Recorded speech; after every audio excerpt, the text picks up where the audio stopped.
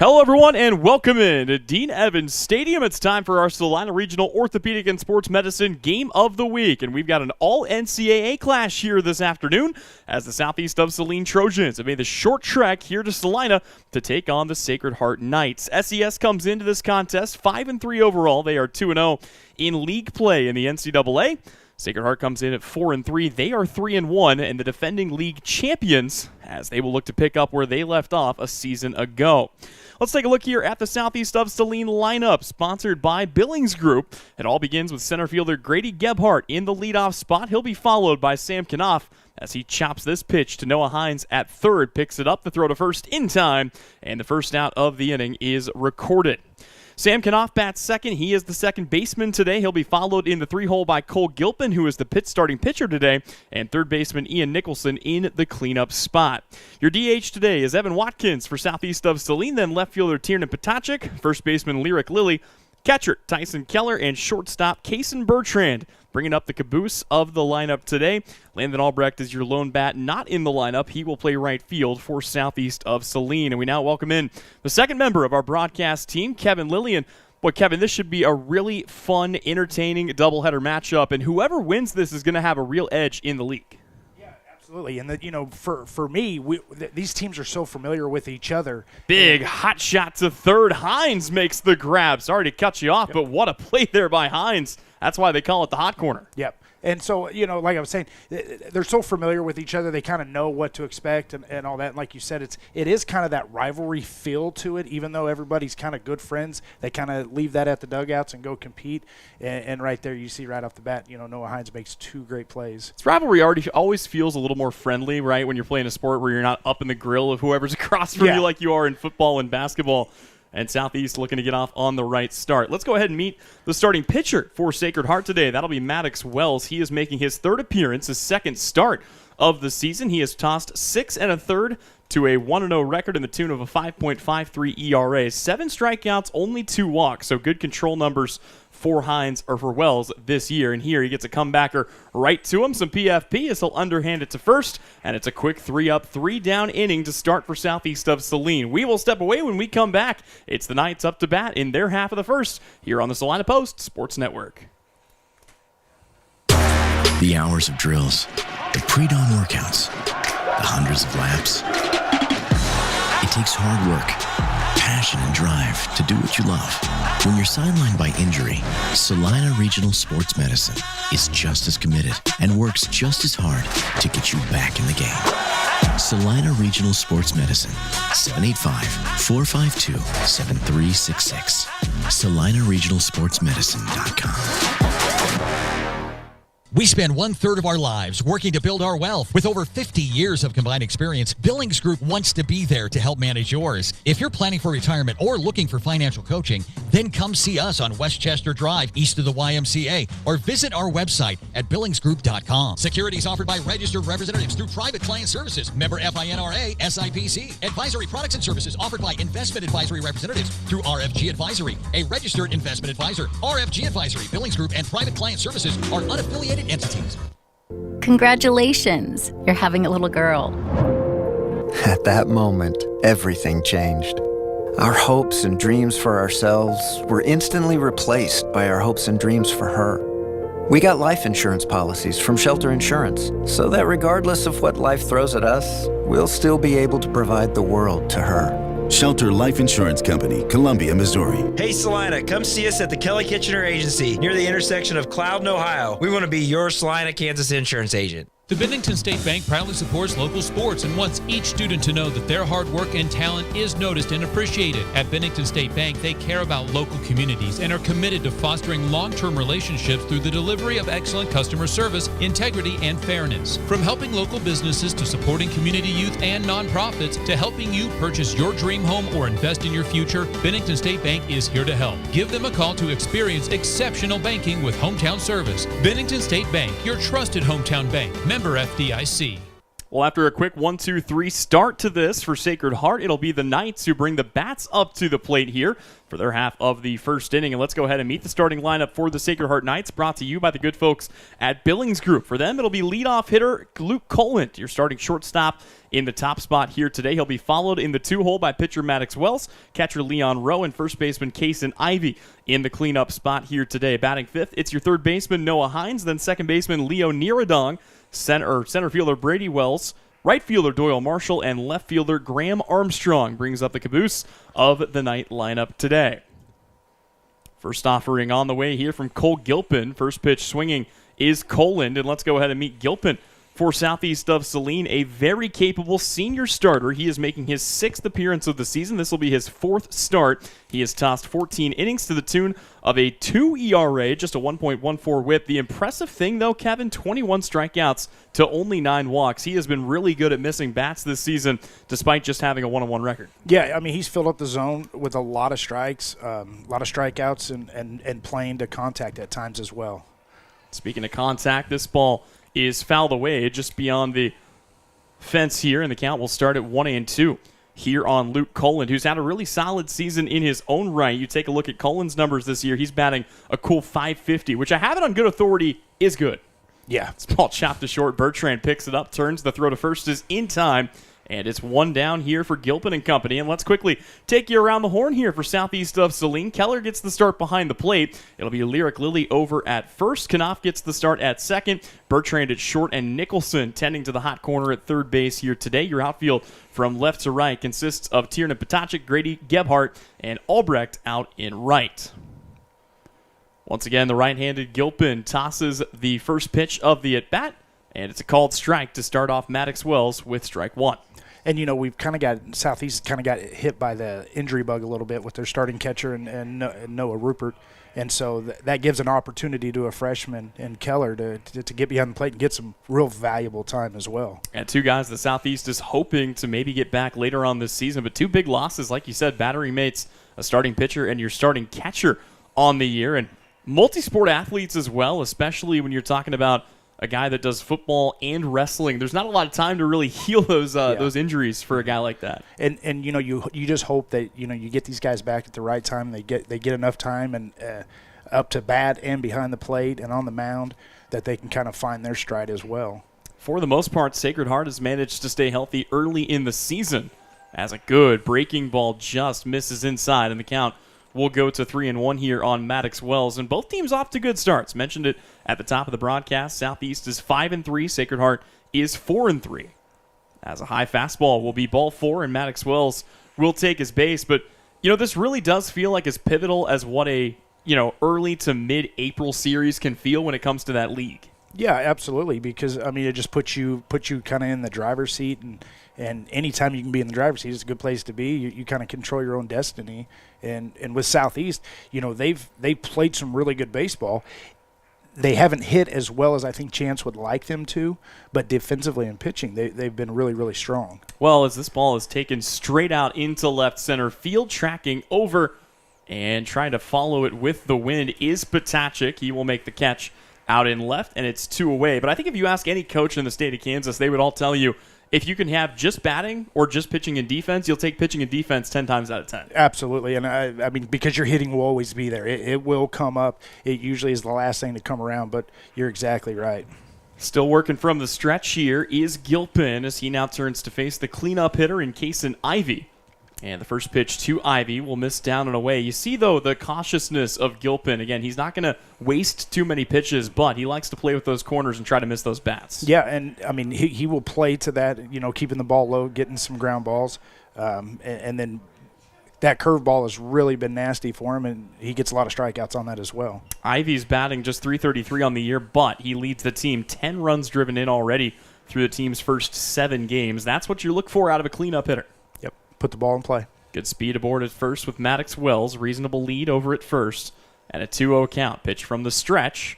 And that will miss in the dirt. Runner goes. Throw down to second. It's a good one. They got him.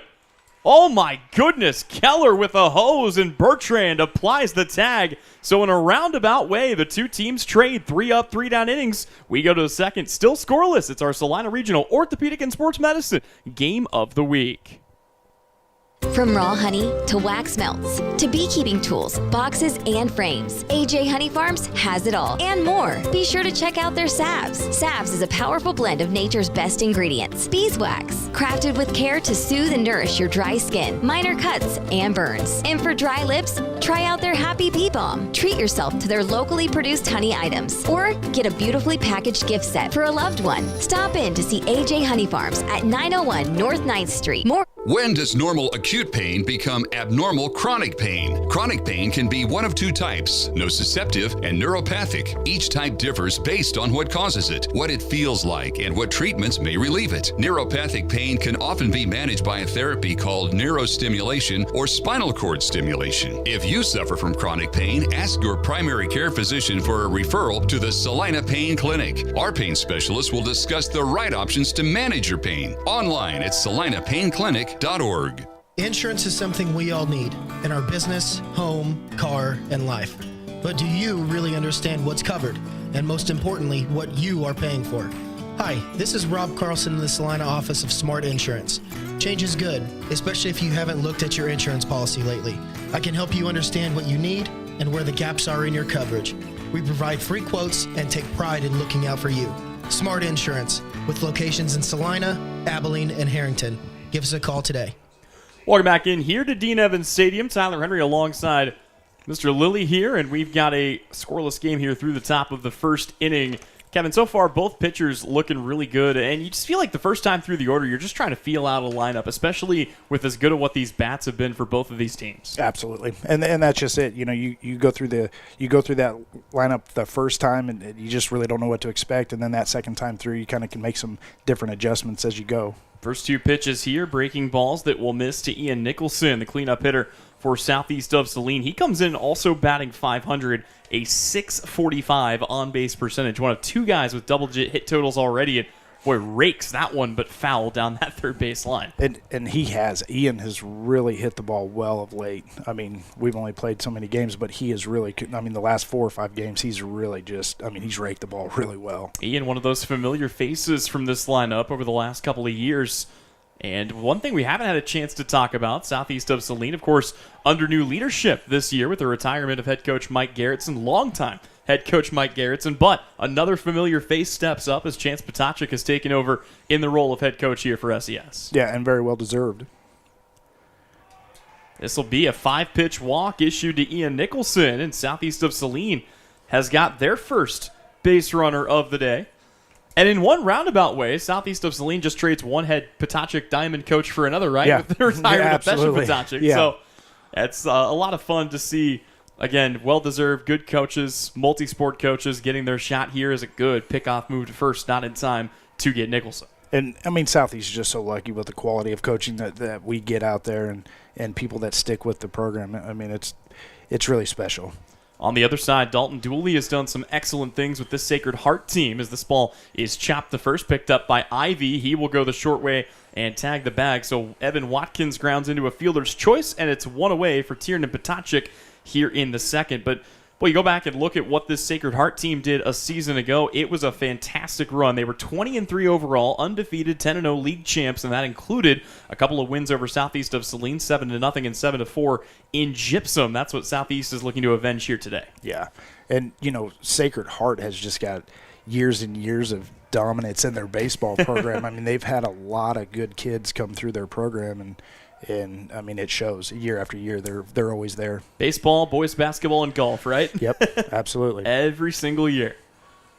That's a Sacred Heart golf team that I believe is going for their 5th straight state title in Class 2A. And, you got to go through multiple classes to get there, but yeah, they're good at sports that involve swinging stuff. That's right. That's kind of what we figured out over the years.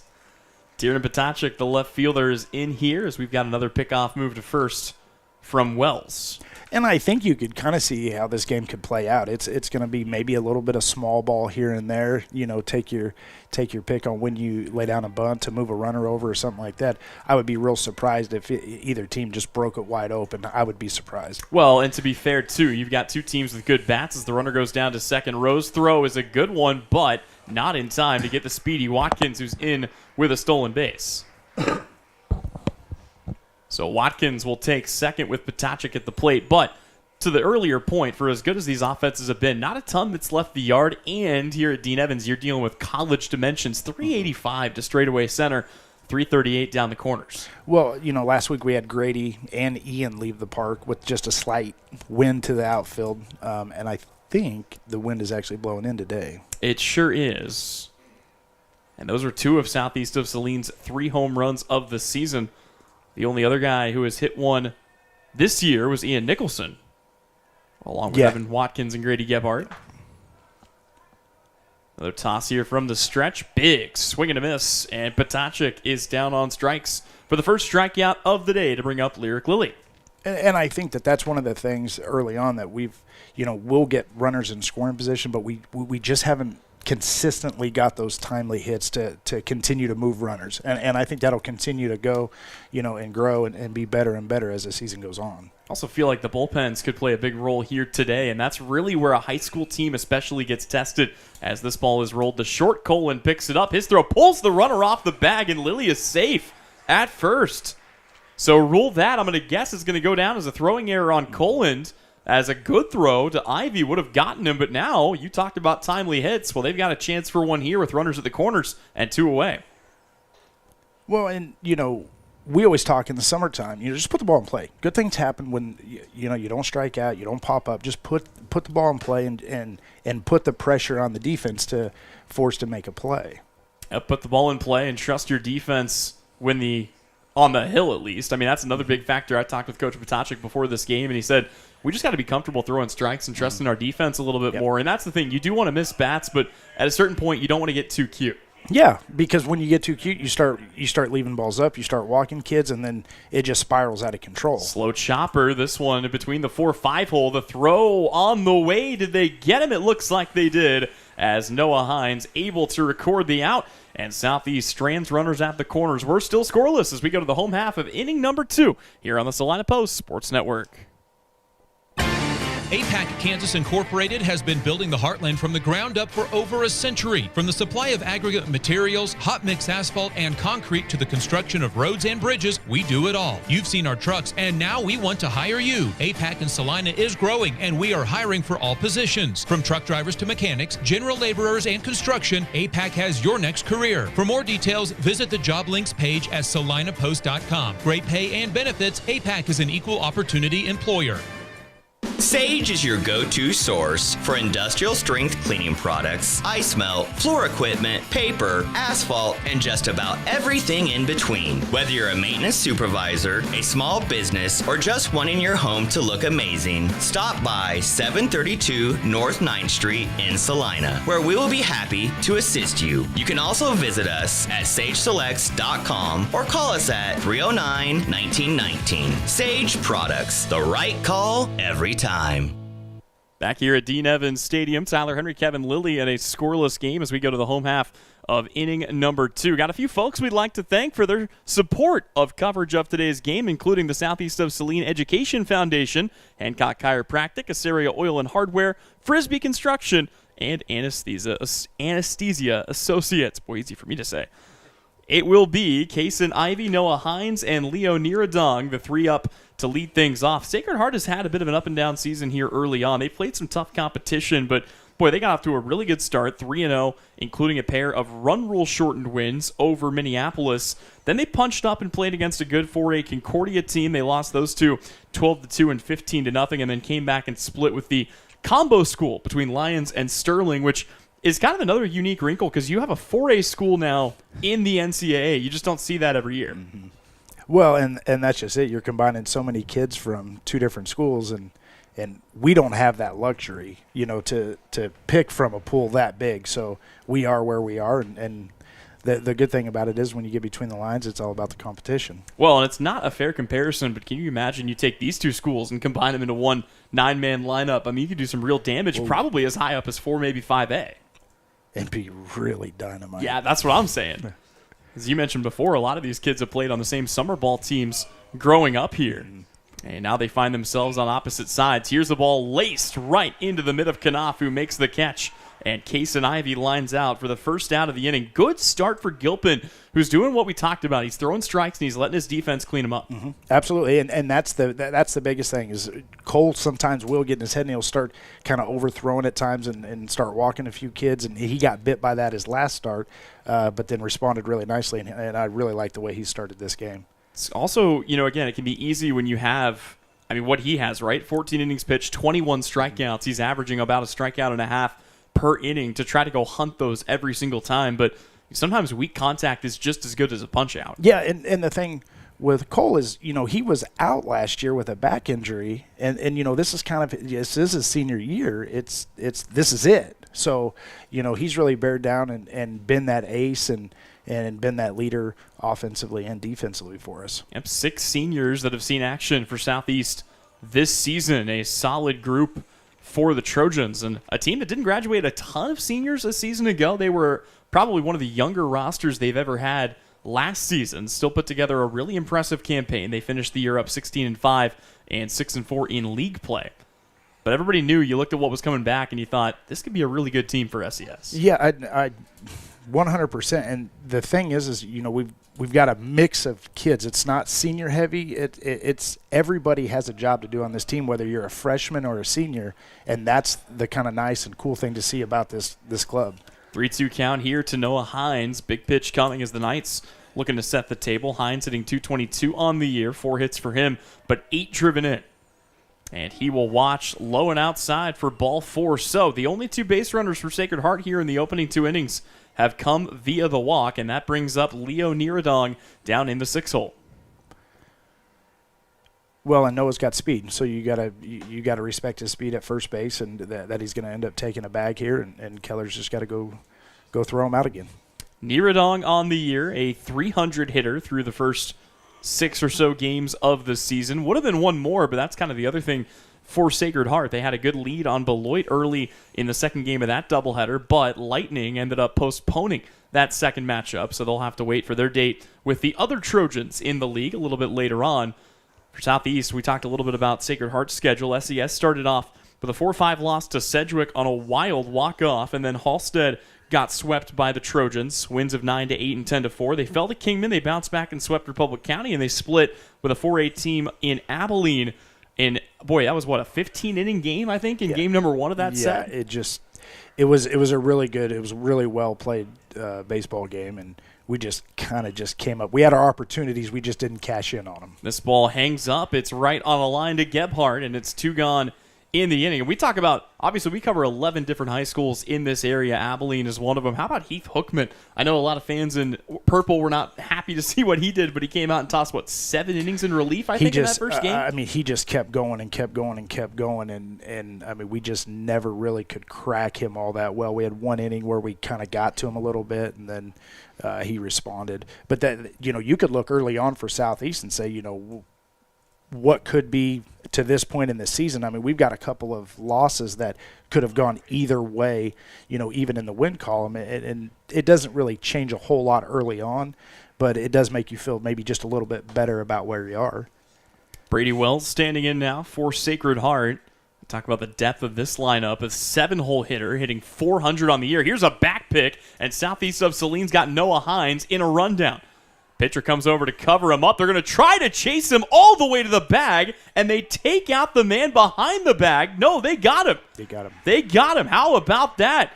Bertrand decides to just get on a track meet with Noah Hines, and the second straight inning comes to a close with an out recorded on the base path. So we'll step away. When we come back, we go to the third, still scoreless here on the Salina Regional Orthopedic and Sports Medicine Game of the Week.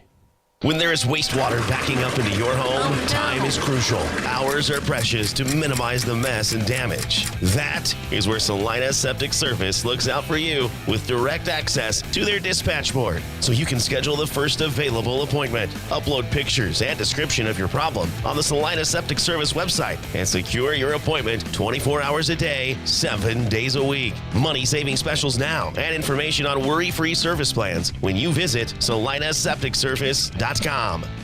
Your next visit to the doctor for an upcoming procedure or surgery should start with a conversation about Salina Surgical Hospital. Hi, this is Geraldine Diedrich, and we are truly committed to fostering your health and well-being. From outpatient procedures to inpatient stays, you will feel the difference in our excellent care and compassion. Talk to your doctor about scheduling your next procedure at Salina Surgical Hospital. Your surgical experience is our specialty. Salina Surgical Hospital is partially owned by a group of local, community-involved physicians.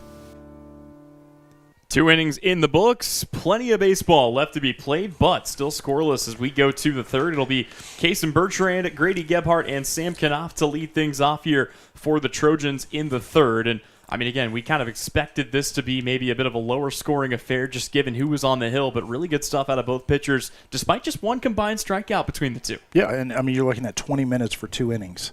I mean, that's a good pace. Better find some wood to knock on, Kevin. Yeah. We're going to be here all night. This ball taken a third, picked up by Hines. His throw across is in time, and Bertrand is retired for the first out of the inning. And that brings up another good point.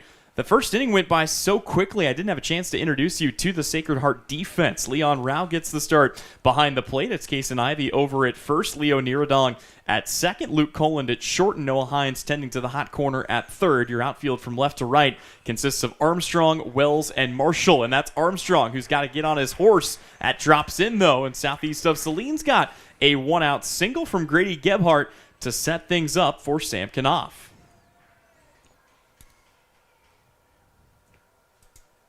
And as I go through my notes here, I mean, that's already the fourth putout for Noah Hines at third base. I mean, you got to hit it somewhere else now. Yeah, he has been busy. The rest of the infield's wondering if maybe they should have brought some lawn chairs out there.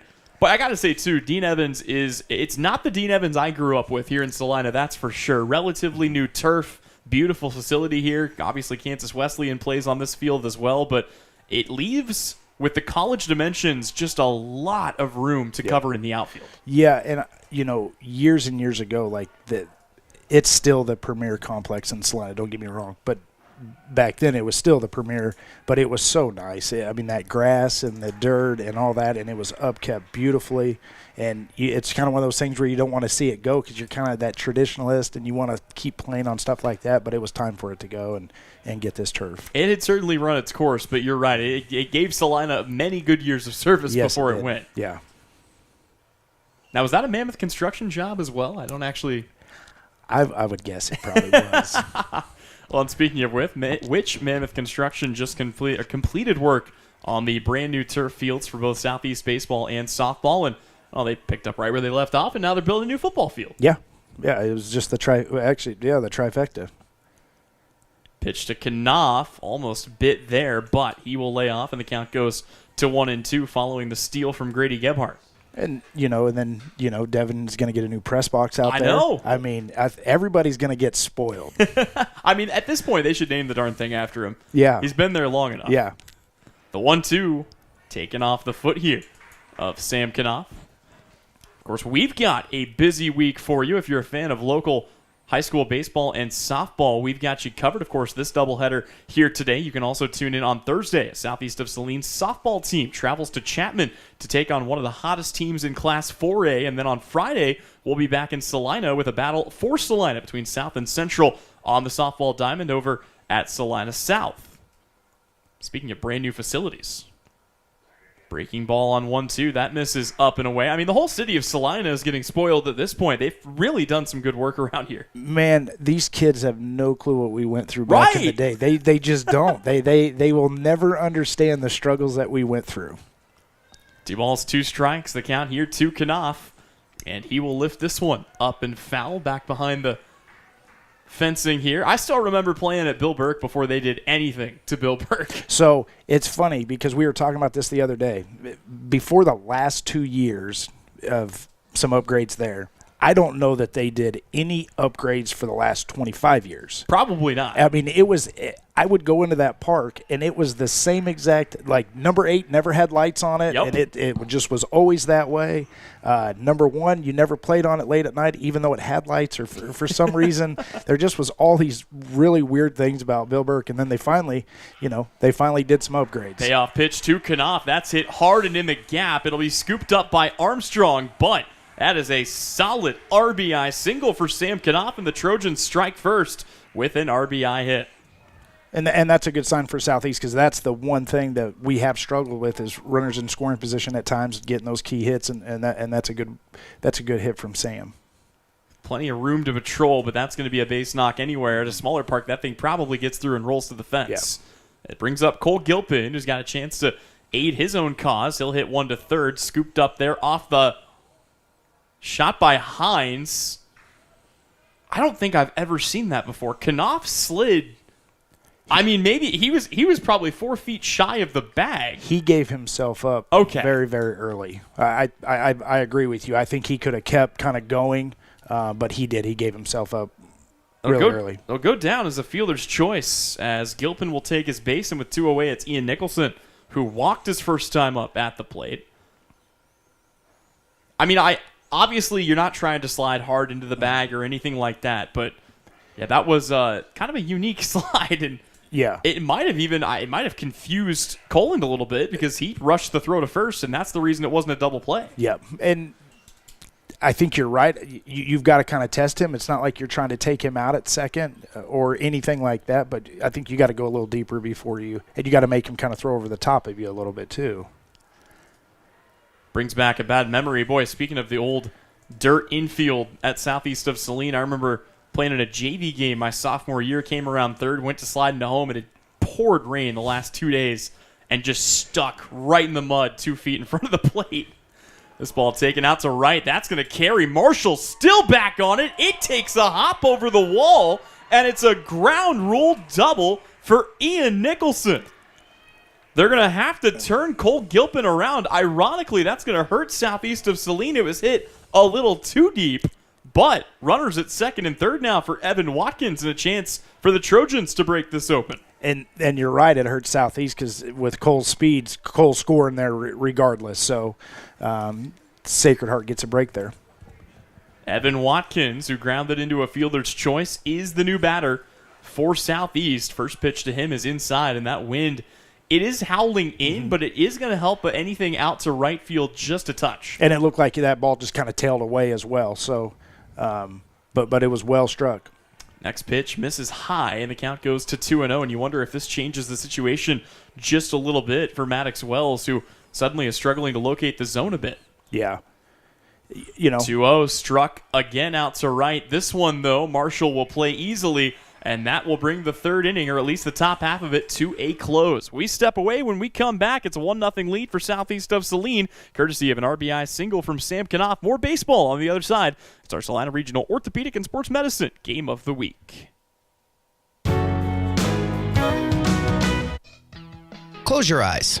Now, imagine yourself cheering from the bleachers at Salina South. Feel the pride of donning the colors of Salina Central. Picture the spirit of being part of the Sacred Heart community, or the camaraderie at southeast of Saline. Envision the thrill of supporting El Saline or Bennington. Visualize the unity in rallying for Minneapolis High. Now, open your eyes and see yourself in team apparel from Messenger Total Promotions. Visit them in person in downtown Salina.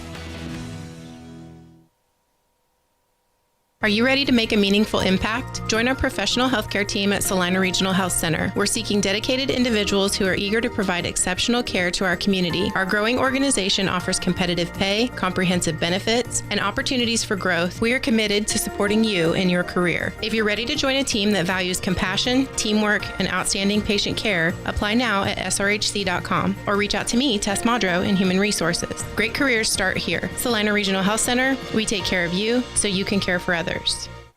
Back with more baseball here from Dean Evans Stadium. Tyler Henry joined here by Kevin Lilly. A 1-0 lead for southeast of Saline in the bottom third of the order. Due up here for the Knights, it'll be Brady Wells, Doyle Marshall, and Graham Armstrong. Cole Gilpin has done one of the stranger things you'll see in baseball. He's walked 2 guys, and he's still faced the minimum. Yep. Of course, the pickoff of Maddox Wells at second, and then the rundown from Noah Hines that saw Bertrand apply the tag, and he must have gotten just a piece of the foot. It was risky not to throw that back to Gilpin, who was covering the bag, but it all ends up working out for southeast of Saline. Obviously, if you're tuning into this game, you know what's up with the color scheme, but just in case you are not, Sacred Heart comes out today in the all-white jerseys, white pants, white jerseys, champagne numerals across the back, trimmed in blue for Sacred Heart for southeast, It's the all gray jerseys, purple jerseys, gray pants, white numerals trimmed in black, and it's Cole Gilpin who delivers a strike to Lilly at first for the first out of the inning. And I was just going to say, if I ever become like mayor or run for office of any sort, scoreboards are going to all start working at every ballpark. You know how frustrating it is to pay all this money for a tournament that we do in the summertime and Bill Burke and all these places, and then you get there and you still don't even know the score. I am just baffled by that. Well, and of course, that's why we've got the great Brian Dennett handling all of our graphics work here on Salina Post to keep you folks up to date at home. Normally we run the scoreboard camera, but yeah, that can be a little bit trickier outdoors as we've got a big cut and a miss from Marshall to even the count of 1-1. It's always funny to go to these different venues and they've got a beautiful scoreboard and it just never gets turned on. Or it gets turned on and then you've got just kind of the 700 button panel and you're like, what do these even do? Yeah. What sport are we playing? Yeah. Well, it's interesting. I've seen what they have down at, we were talking about Kansas Wesleyan plays on this field. Down in Kansas City at Avila, they have a facility called the Z. It's a 9-sport multi-complex. They play everything on that field. And because of that, they've got one of the wackiest scoreboards you'll ever see. That's got plenty of buttons to it. Just start hitting them. When you got to deal with baseball, softball, football, field hockey, lacrosse, soccer, I mean, you name it. They've got something going on at the Z. Big swing and a miss. They will have to check it down to first. Keller's throw is in time, and the first strikeout of the day for Gilpin. It's his 8th straight retired as Graham Armstrong comes to the plate.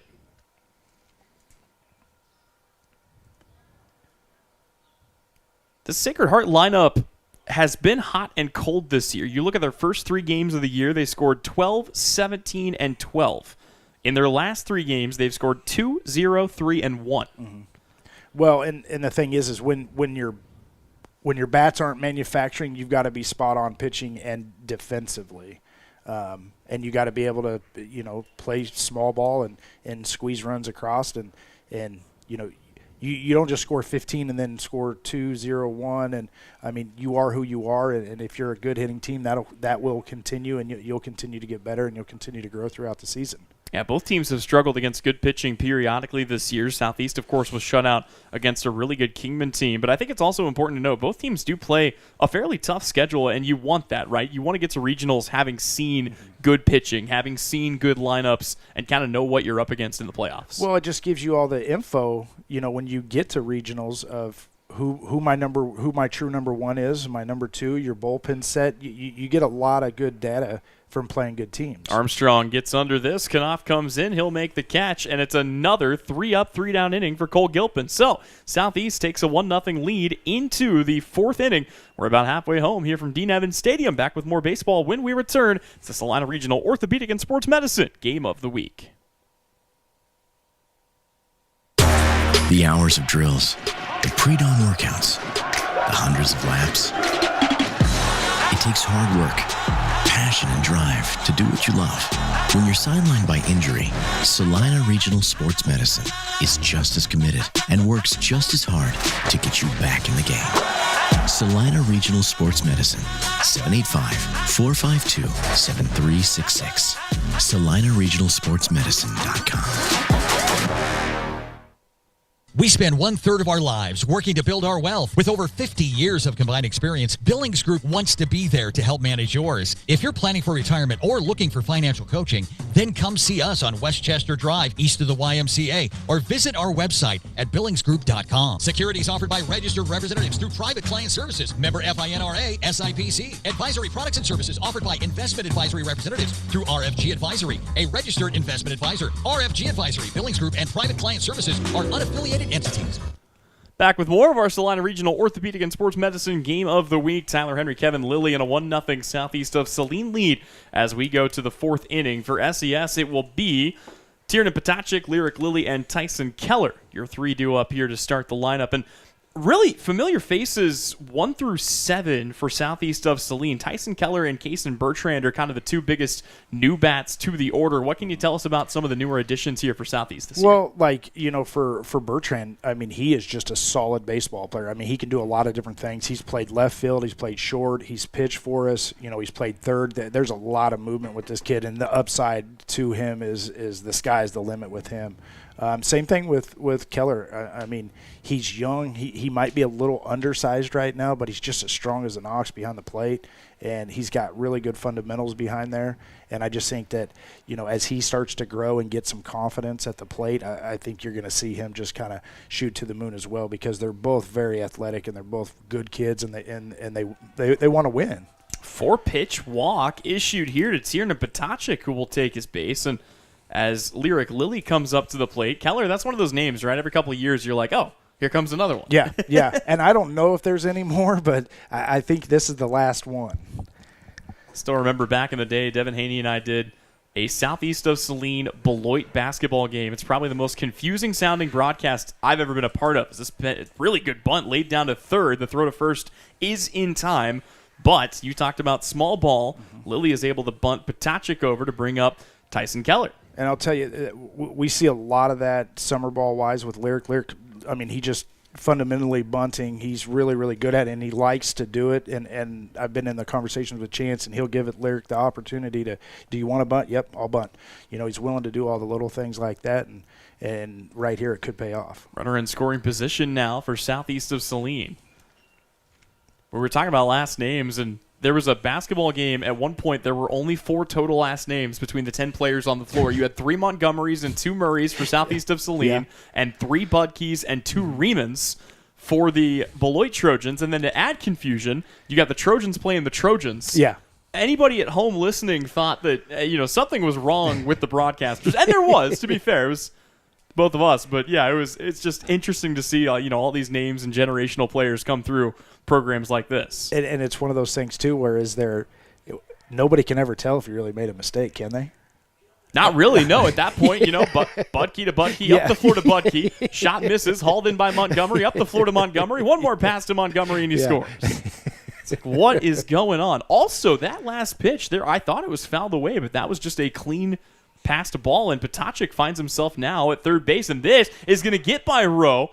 And a good decision there, I think, by Potacek to hold up.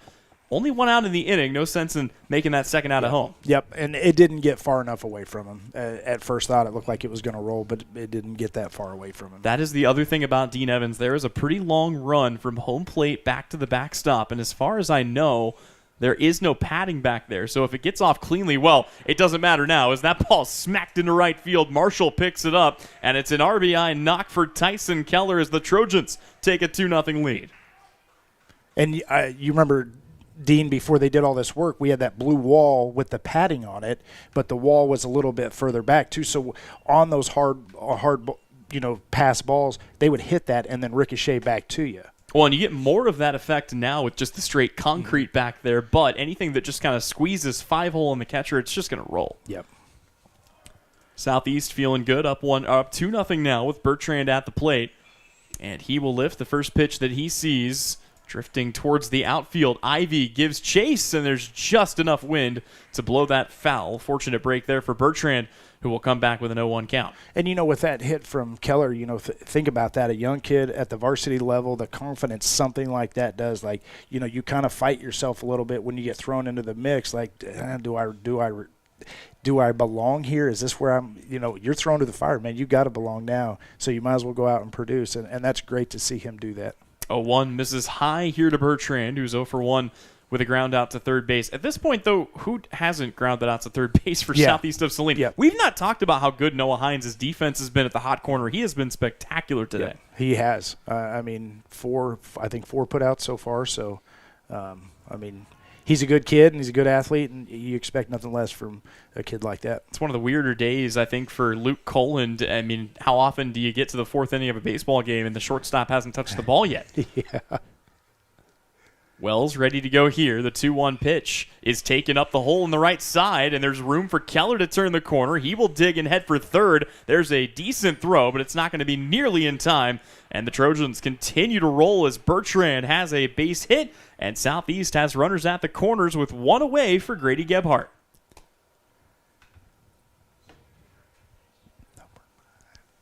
Oh, and actually, we do have a pinch runner, I believe.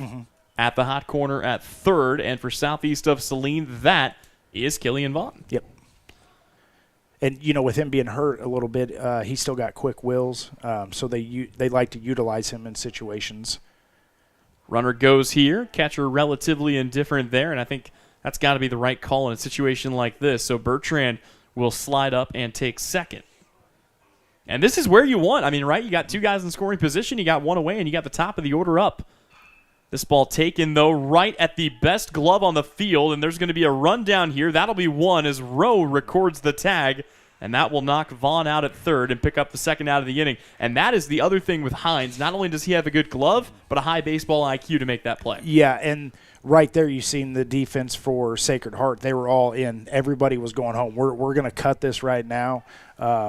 So knowing that and as hard as hit, you'd like to see Killian kind of put on the brakes there a little bit and force him to throw across, and then if you wanted to go, then you go then. It's a fielder's choice for Grady Gebhardt, and yeah, you see a lot of attention paid here by Maddox Wells to Gebhardt over at first. Of course, he'd find a way to rack up more rushing yards here on the baseball diamond as he's already got a stolen base of second today. And yeah, no surprise, he takes off here. This ball, though, flipped right to Wells, who will flip to Ivy, and Southeast will strand two more, but they do add one to their lead. They take a 2-0 advantage as we go to the home half of the fourth. Halfway home from Dean Evans here on our Salina Regional Orthopedic and Sports Medicine Game of the Week.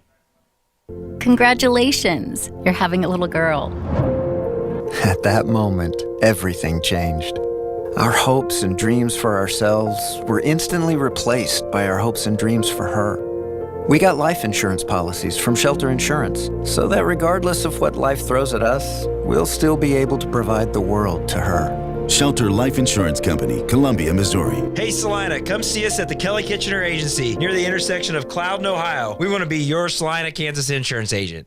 The Bennington State Bank proudly supports local sports and wants each student to know that their hard work and talent is noticed and appreciated. At Bennington State Bank, they care about local communities and are committed to fostering long-term relationships through the delivery of excellent customer service, integrity, and fairness. From helping local businesses to supporting community youth and nonprofits to helping you purchase your dream home or invest in your future, Bennington State Bank is here to help. Give them a call to experience exceptional banking with hometown service. Bennington State Bank, your trusted hometown bank. Member FDIC.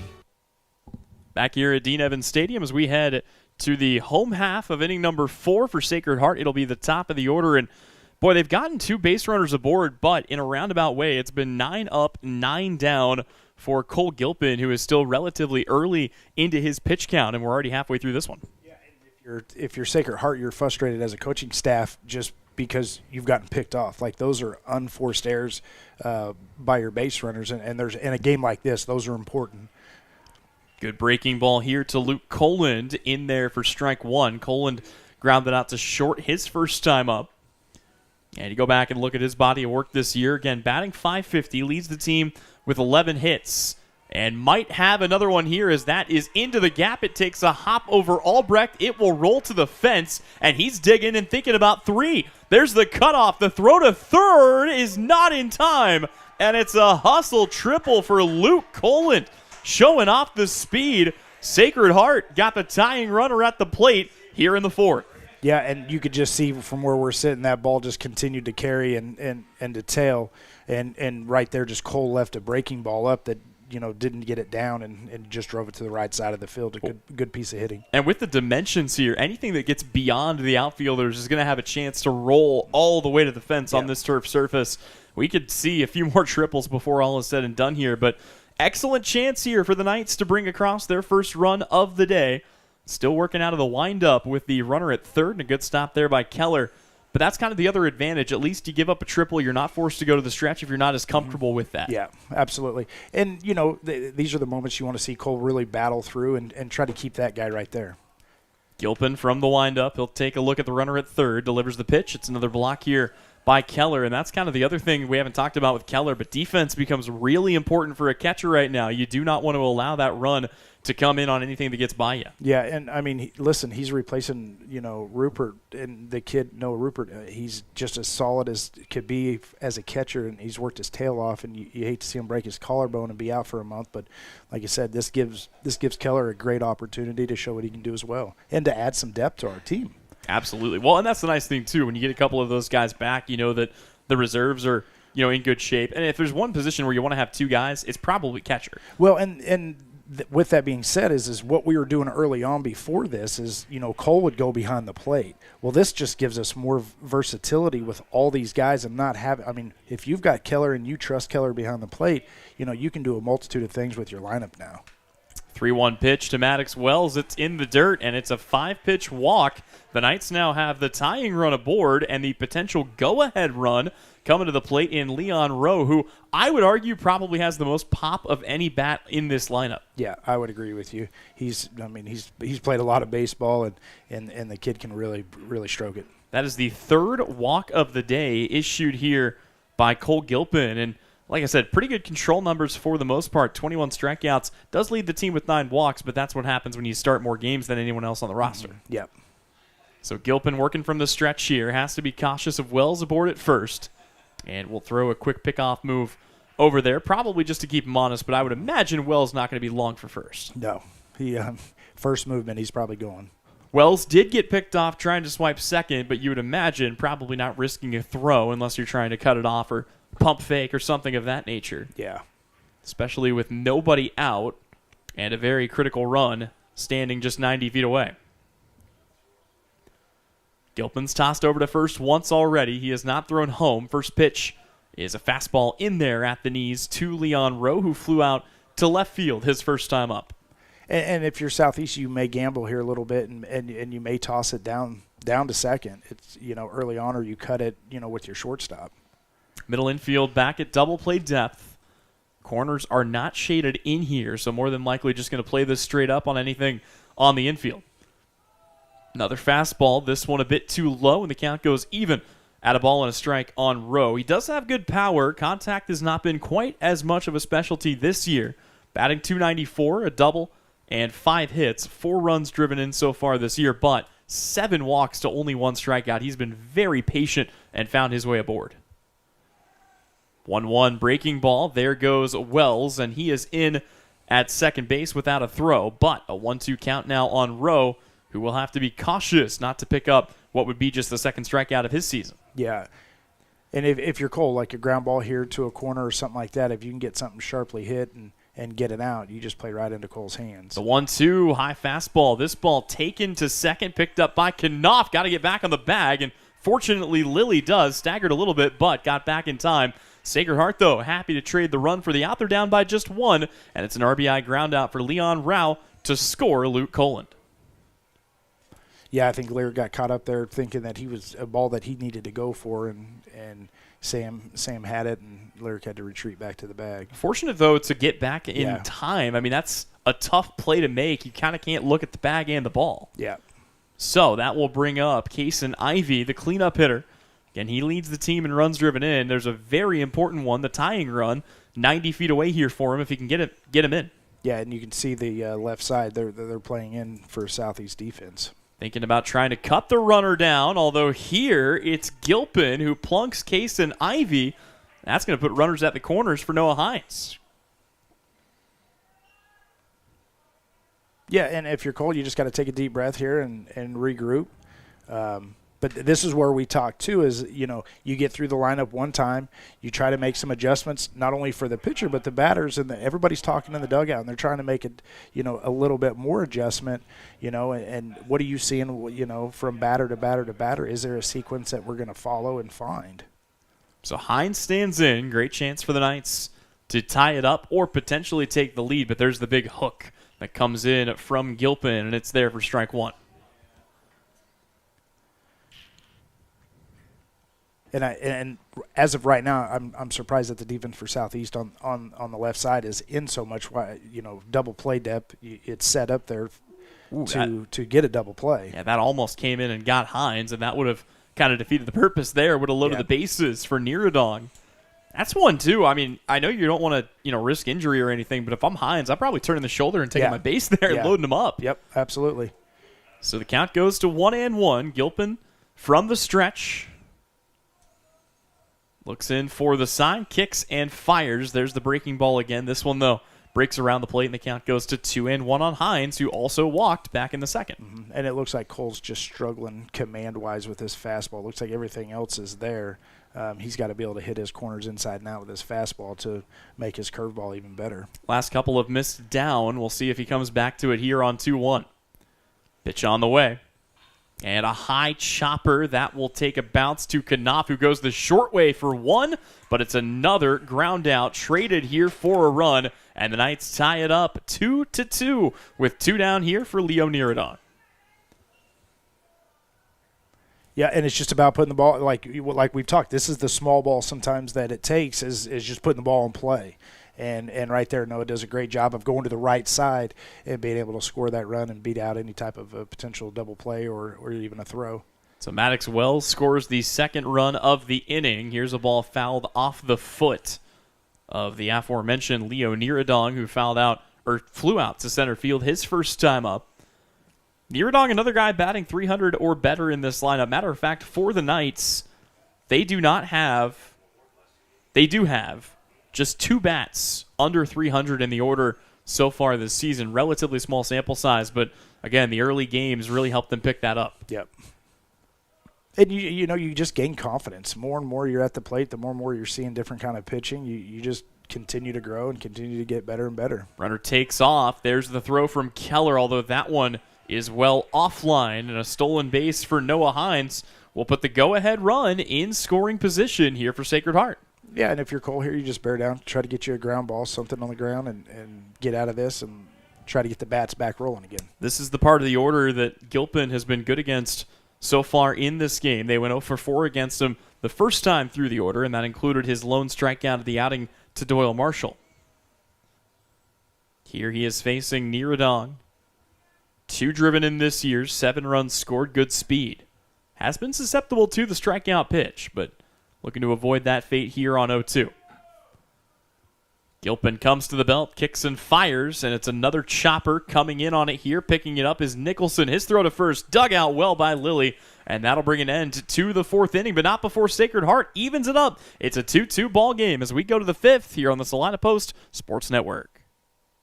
The Bennington State Bank proudly supports local sports and wants each student to know that their hard work and talent is noticed and appreciated. At Bennington State Bank, they care about local communities and are committed to fostering long-term relationships through the delivery of excellent customer service, integrity, and fairness. From helping local businesses to supporting community youth and nonprofits to helping you purchase your dream home or invest in your future, Bennington State Bank is here to help. Give them a call to experience exceptional banking with hometown service. Bennington State Bank, your trusted hometown bank. Member FDIC.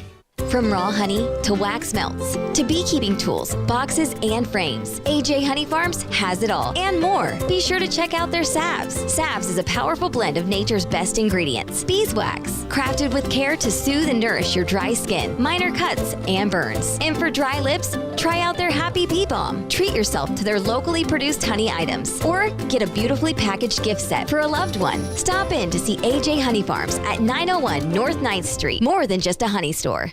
Back here at Dean Evans Stadium, Sacred Heart collects 2 runs in their half of the 4th inning. So we go to the 5th, a tie ball game. And for Southeast of Saline, it'll be the 3, 4, and 5-hole hitters due up here. Cole Gilpin, Ian Nicholson, and Evan Watkins.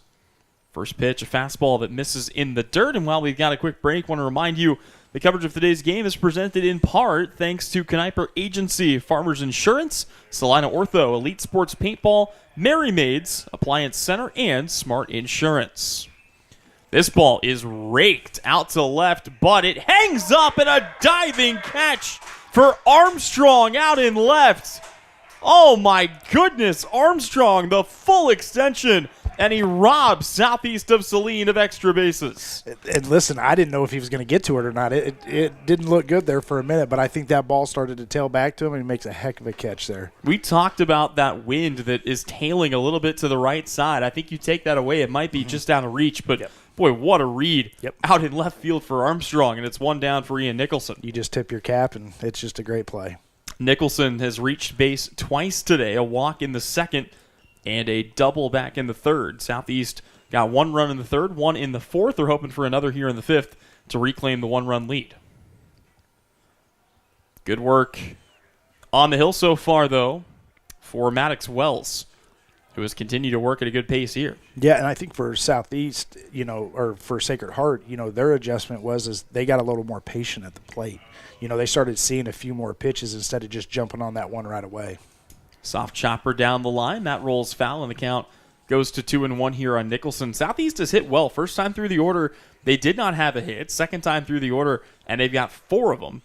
5 of them, including 2 for extra bases. Yep.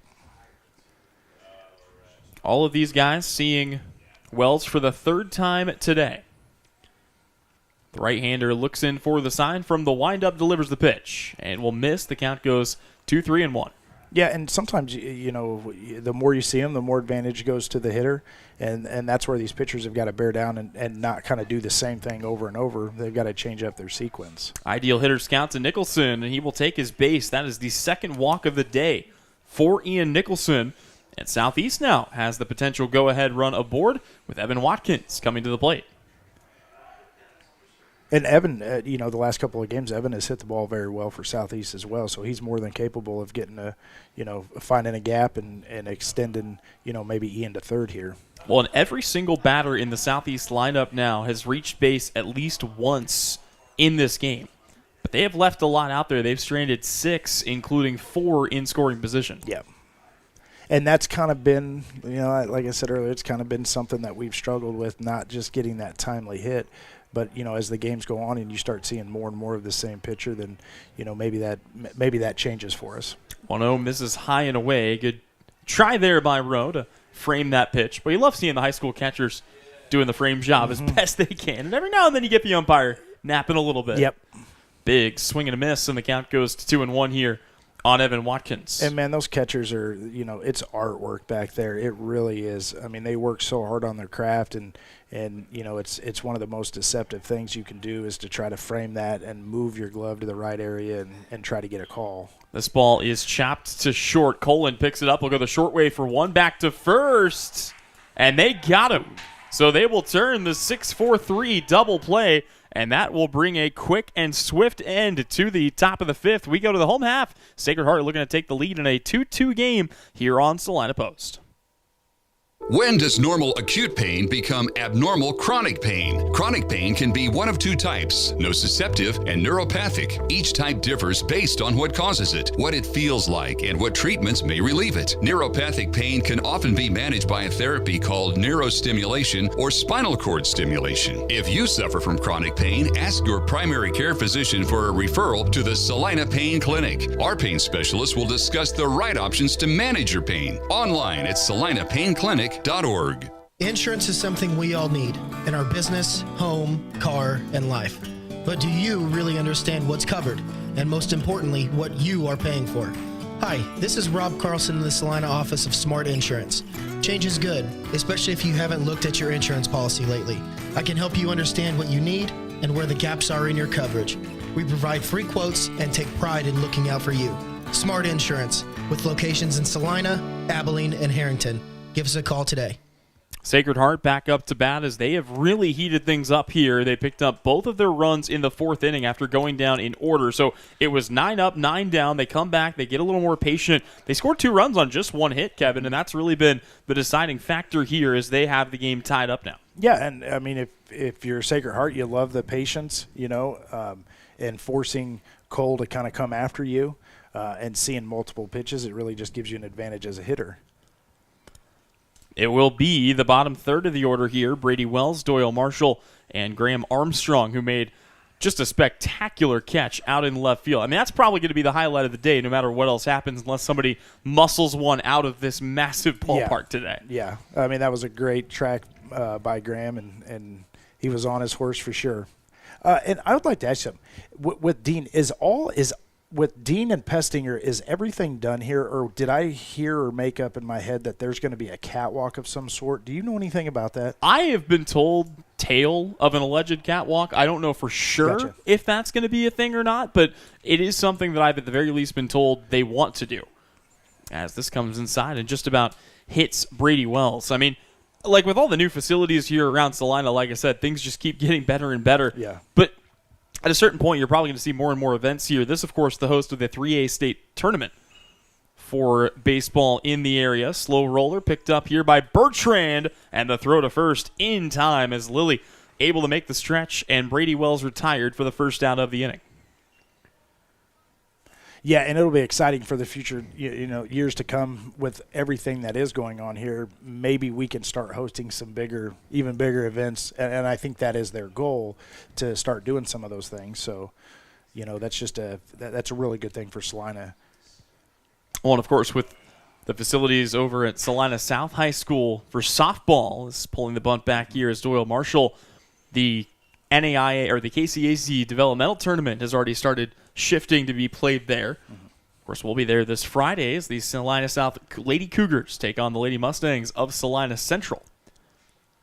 1-0 pitch on the way. Ooh, and that one, yeah, no doubt about that. That one gets Doyle Marshall, who will take his base, and that is the second plunked batter of the day by Cole Gilpin.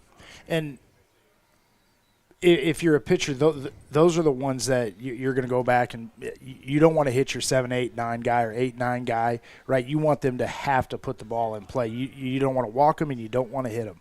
Force them to put the ball in play. The real problem for Southeast in this game, there have been 8 Sacred Heart base runners. 6 of them have been put there for free. Yep.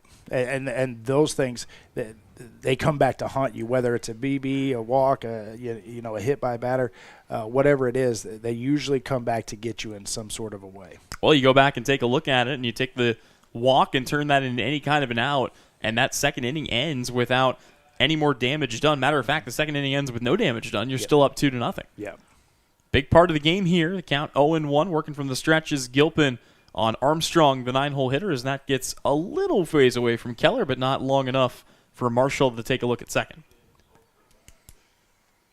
Yeah, and I'm amazed with the Salina Baseball Enterprise and stuff that's going on here in Salina. That there's a lot of good baseball and there's a lot of good softball in this town. Yes, absolutely. There is a lot. Pulled back here, the NCAA, the home of a lot of good baseball and softball in our area. That as well. You go back and look at Chapman again. That'll be the matchup between a perennial power in southeast of Saline and a Chapman team that was really young last year. They have, I would argue, maybe the best pitcher in all of Class 4A. She recorded 19 strikeouts against southeast of Saline last year in a 1-0 win.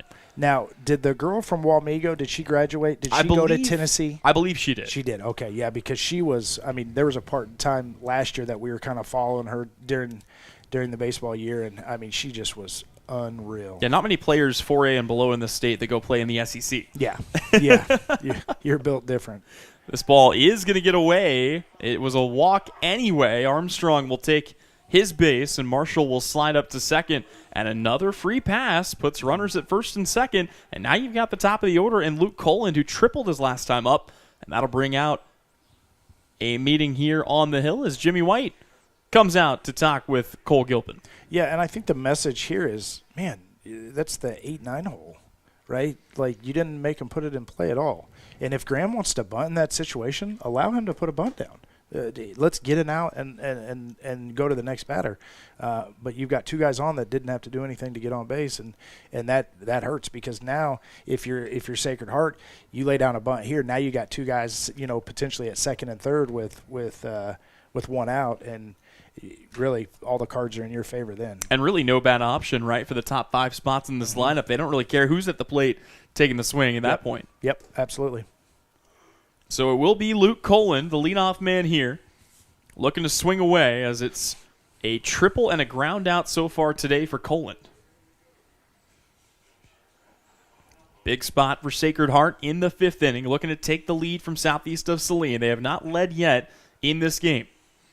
First pitch, chopper up the middle. That will be caught. The tag of the bag, the throw back to first, and an excellent inning-ending double play as Bertrand goes to second and Lilly digs it out at first. Southeast escapes, and Sacred Heart strands 2. We go to inning number 6, still knotted up at 2 here on the Salina Post Sports Network. Sage is your go-to source for industrial strength cleaning products, ice melt, floor equipment, paper, asphalt, and just about everything in between. Whether you're a maintenance supervisor, a small business, or just wanting your home to look amazing, stop by 732 North 9th Street in Salina, where we will be happy to assist you. You can also visit us at sageselects.com or call us at 309-1919. Sage Products, the right call every time.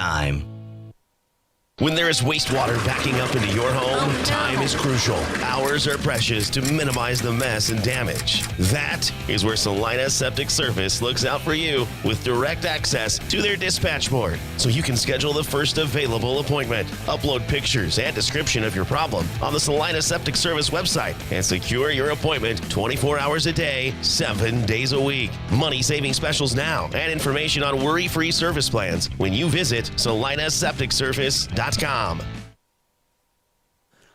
Back here at Dean Evans Stadium, Tyler Henry joined here by Kevin Lilly. We got a note from our producer, Brian Dennett. He wants to know what a catwalk would be. We were talking about the proposed plan. What have you heard about that? I heard there was going to be some sort of a catwalk that's going to tie Pestinger and Dean together to where you could go from the outfield here to the infield there of some sort, and you would be able to watch both games if there are two games going on. Be fantastic. Brian's probably thinking about where we could set up a camera and get that outfield view. Of course, that's the next step we'd love to take sooner or later.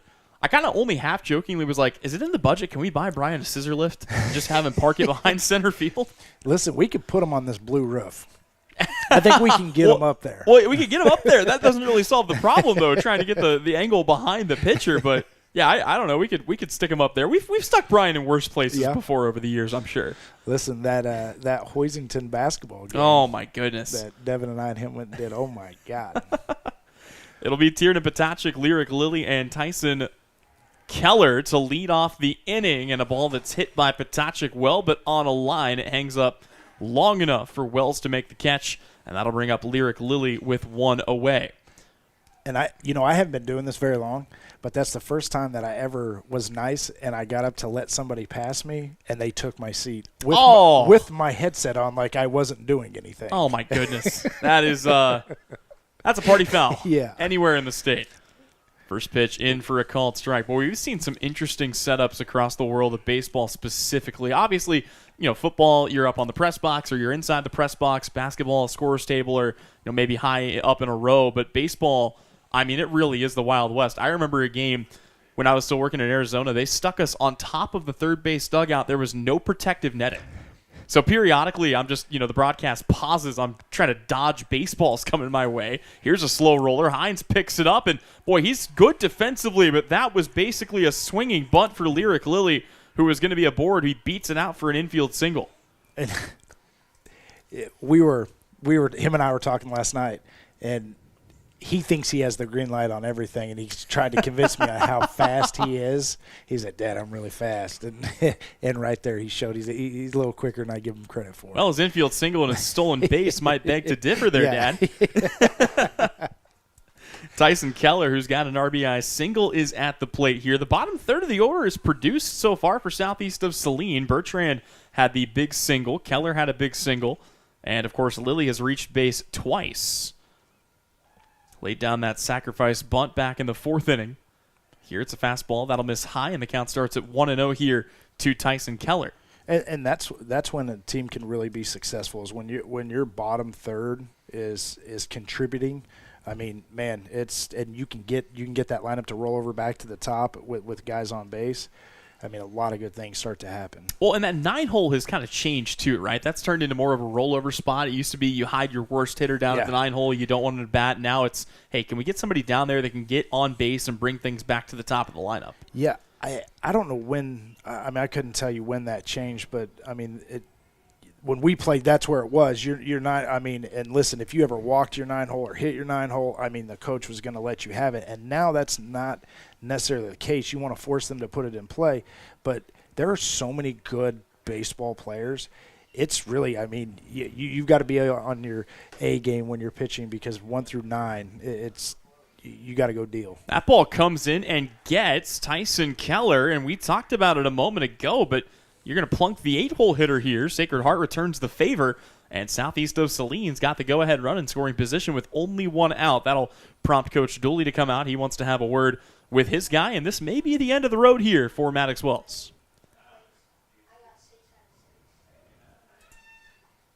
Well, in revisionist history, right, for guys like us, we can be like, oh, I was just that second leadoff hitter down the 9-hole. That's all that was. That's all, right? I just sat there. Because, back then we didn't utilize the DH that much either. No. That wasn't really a thing it was there, but you hardly ever did the DH, and now that's become more popular.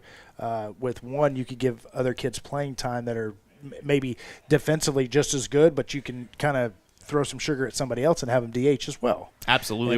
It lets you get, again, at the end of the day, you want your best 9 in the lineup and you want your best 9 in the field. Yep. And you've got a chance to do that. I think it also says something about the popularity of baseball that you got a big enough roster that you can do that now. Whereas, back in the day, we were sitting with 13, 14 guys. Yeah.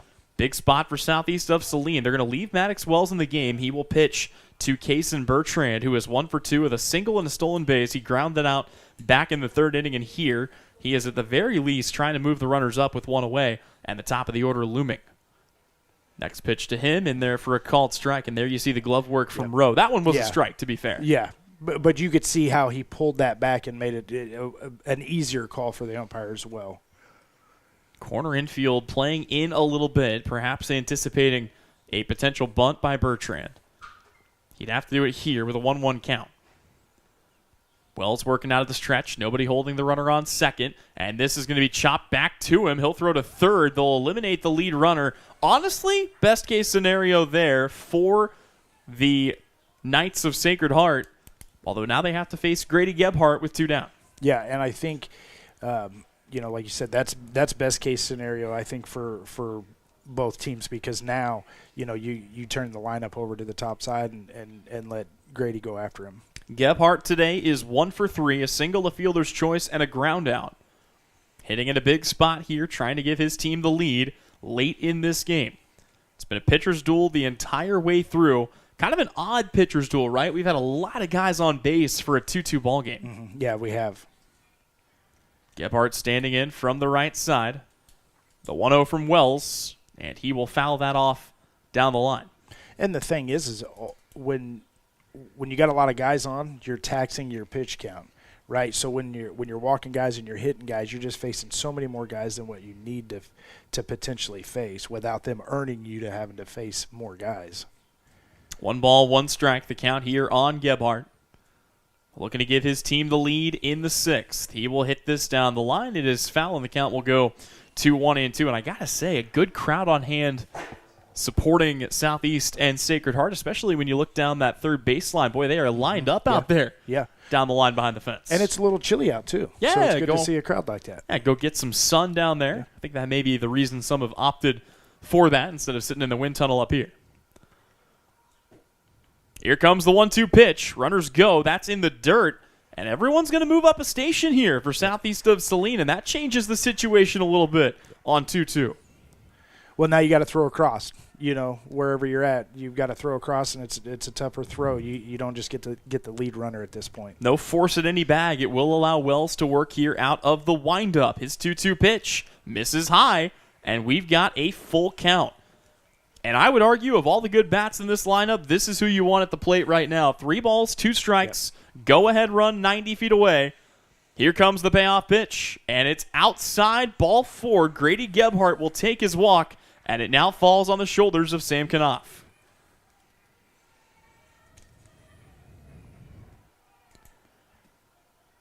Knopf this season leads the team. He has almost a 1/5 of the team's RBI. Yeah, he's had some big hits. First pitch to him here. That ball hit down the line, drifting near foul territory. It's just foul. And Doyle Marshall was giving it everything he had. He wanted to get on the highlight tape with his buddy Armstrong out in left. Yeah, whatever you can do, I can do better. He somersaulted and lost his cap trying to get that one. I think on a still day he might have a shot, but not today. Yeah. It's like that dog that keeps running away from you. You get so close to it, but you're still so far away. So the count to 0-1 here on Knopf. And this is, for Wells, you don't want to walk the guy, but at the same time, you get to work out of the windup. You just need one to get yourself out of this jam. And that's what he's looking to do here. Allowed to face the top of the order again. This ball hit to center, and it's into the mid of Wells. Southeast of Saline strands the bases loaded. They have left 9 aboard in this game, and it's still 2-2 as we go to the home half of the 6th. Knights looking for the edge when we come back here on the Salina Post Sports Network. I'm Brian Arms, your mortgage loan originator at Equity Bank here in Salina, Kansas. I'm a lifelong Salina resident here to tell you our bank can offer you mortgage and refinance options with terms designed for you. Why leave our community when you can choose the bank that never forgets it's your money? With 2 locations in town on Ohio Street and Santa Fe Avenue, there's no better time to apply online, in person, or over the phone. Learn more at equitybank.com, equal housing lender, member FDIC. Close your eyes. Now, imagine yourself cheering from the bleachers at Salina South. Feel the pride of donning the colors of Salina Central. Picture the spirit of being part of the Sacred Heart community or the camaraderie at Southeast of Saline. Envision the thrill of supporting El Saline or Bennington. Visualize the unity in rallying for Minneapolis High. Now, open your eyes and see yourself in team apparel from Messenger Total Promotions. Visit them in person in downtown Salina.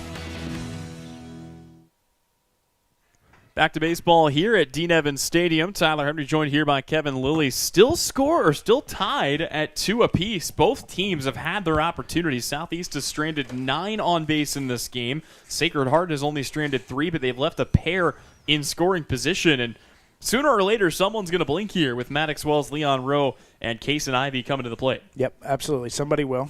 It's another inning of work here for Cole Gilpin, who is at 71 pitches, 89 pitches for Maddox Wells. Both starters going deep into this game. Yeah, and you hope that it's something that they earned and you didn't give it to them with walks and stuff like that. This ball popped up, drifting out into that triangle, and the wind pushes it, but not far enough. That is a fair ball. It's going to roll past Albrecht. The runner turns, thought about digging for 3, and that's going to go down as a double for Maddox Wells. Once again, Sacred Heart has the go-ahead run in scoring position, this time in the 6th with nobody out. Boy, a game of inches, right, Kevin? Mm-hmm. Yep, but there again, you just tip your cap. They put it in play. It drops in, and he gets a double out of it. And now if you're Southeast, you just got to buckle down and stop that run from coming across. Well, and the other thing for the Knights here, if you can find a way to scratch that run across, you put the Trojans down to their final 3 outs. As we're already in the 6th. This ball is fouled away off of Keller. And it looks like, I don't know if Sacred Heart will do that, but it looks like Graham Armstrong's down in the bullpen getting warmed up now. Yeah, you had to wonder, right, with Wells getting all the way up to about 90 pitches and things almost coming undone. The base is loaded there. You might want to go to a fresh arm and kind of just get a fresh perspective. Yep. And I think here is one of the opportunities that Sacred Heart has, and I get your power hitters up, but, man, this is a great opportunity to potentially put Southeast in a bad spot. Well, remember, this was a doubleheader sweep last season for the Knights of Sacred Heart. They got wins of 7-0 and 7-4 down in Gypsum. Boy, the corner coming all the way in here. You don't see that every day. Lyric Lilly, halfway home. Yeah. He could have touched his bat. But I love the call here. I really do. If you're that power hitter, and sometimes you don't like to do the little things, but man, if you can put a bunt down here and get just one out, you've got 2 guys behind you with 2 great opportunities to get a run. And there it is. Although that ball is going to get passed, it will be picked up, and no time for a throw, even with the good skip off the concrete. And now that go-ahead run is 90 feet away with nobody out. And now it changes the whole complexity of this at bat. You're swinging away now. Well, and you're thinking, obviously try to get something down, but try to maybe get something into the outfield. The sac fly is in play with good speed aboard at first. And you can see Southeast defense, they're all in. Everybody's going home with it. 1-1 pitch. That will do it. Deep center field. That takes a hop. It's up, and it will 2-hop to the fence. It's an RBI double standing up for Leon Rowe. And for the first time all game, the Sacred Heart Knights take the lead on a pair of big doubles. And you see how the game kind of changes a little bit in just the simple fact that let the kid bunt. Let the kid put the bunt down. Yeah, he may get to third base, but we get an out. That kind of eliminates some of that stuff, and then you go to the next batter. Not saying that he's not going to score, but we've got to listen, if a team wants to give themselves up, we've got to be able to take that. Pinch runner aboard now at second as the Knights are looking for more insurance, and the Trojans, as I mentioned before, are now down to their final 3 outs when they come back up to bat in the 7th. Breaking ball away. The other thing for Southeast, you don't want to have to go to your bullpen here if you don't have to. You want to save the arms for a potential game 2, regardless of whether you win or lose this one.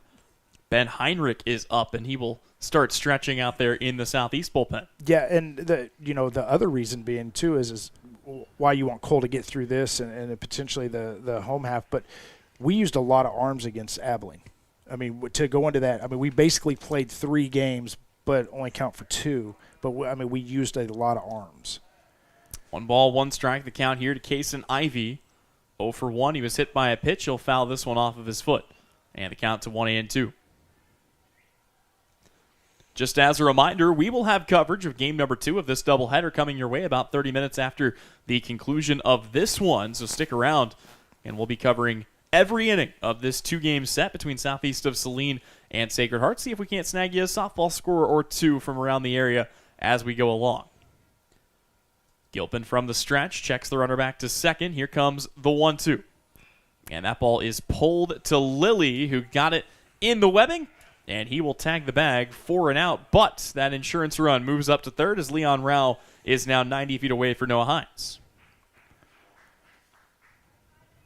And not to keep kind of beating that dead horse, but, as the game continues to play out, yeah, a run potentially may have scored there, but that was hard enough hit that if you allow, Sacred Heart to bunt that ball the previous batter, like it just changes the dynamics of the game so much when somebody wants to give themselves out. It's so important for you to allow them to give themselves up for an out.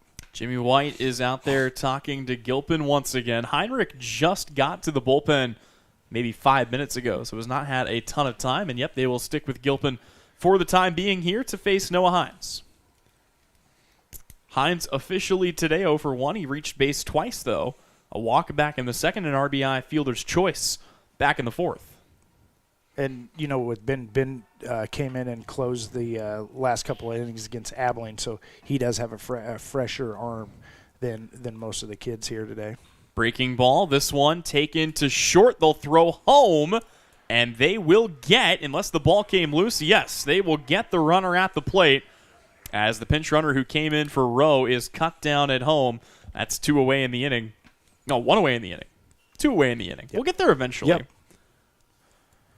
And Noah Hines will take his base on the fielder's choice for Leo Niradong. And, for a freshman, he is very, very smooth with his deliveries, with the way he reaches out and grabs ground balls. He's going to be somebody to watch, for a few years here at Southeast as well. It's always fun to see these guys come through. A lot of them start out as promising sophomores, occasionally freshmen, guys like Tierna Potachik, and then, again, they just kind of come through the system by the time they get to be seniors. Boy, we've seen some really good players come through both of these programs. Yeah.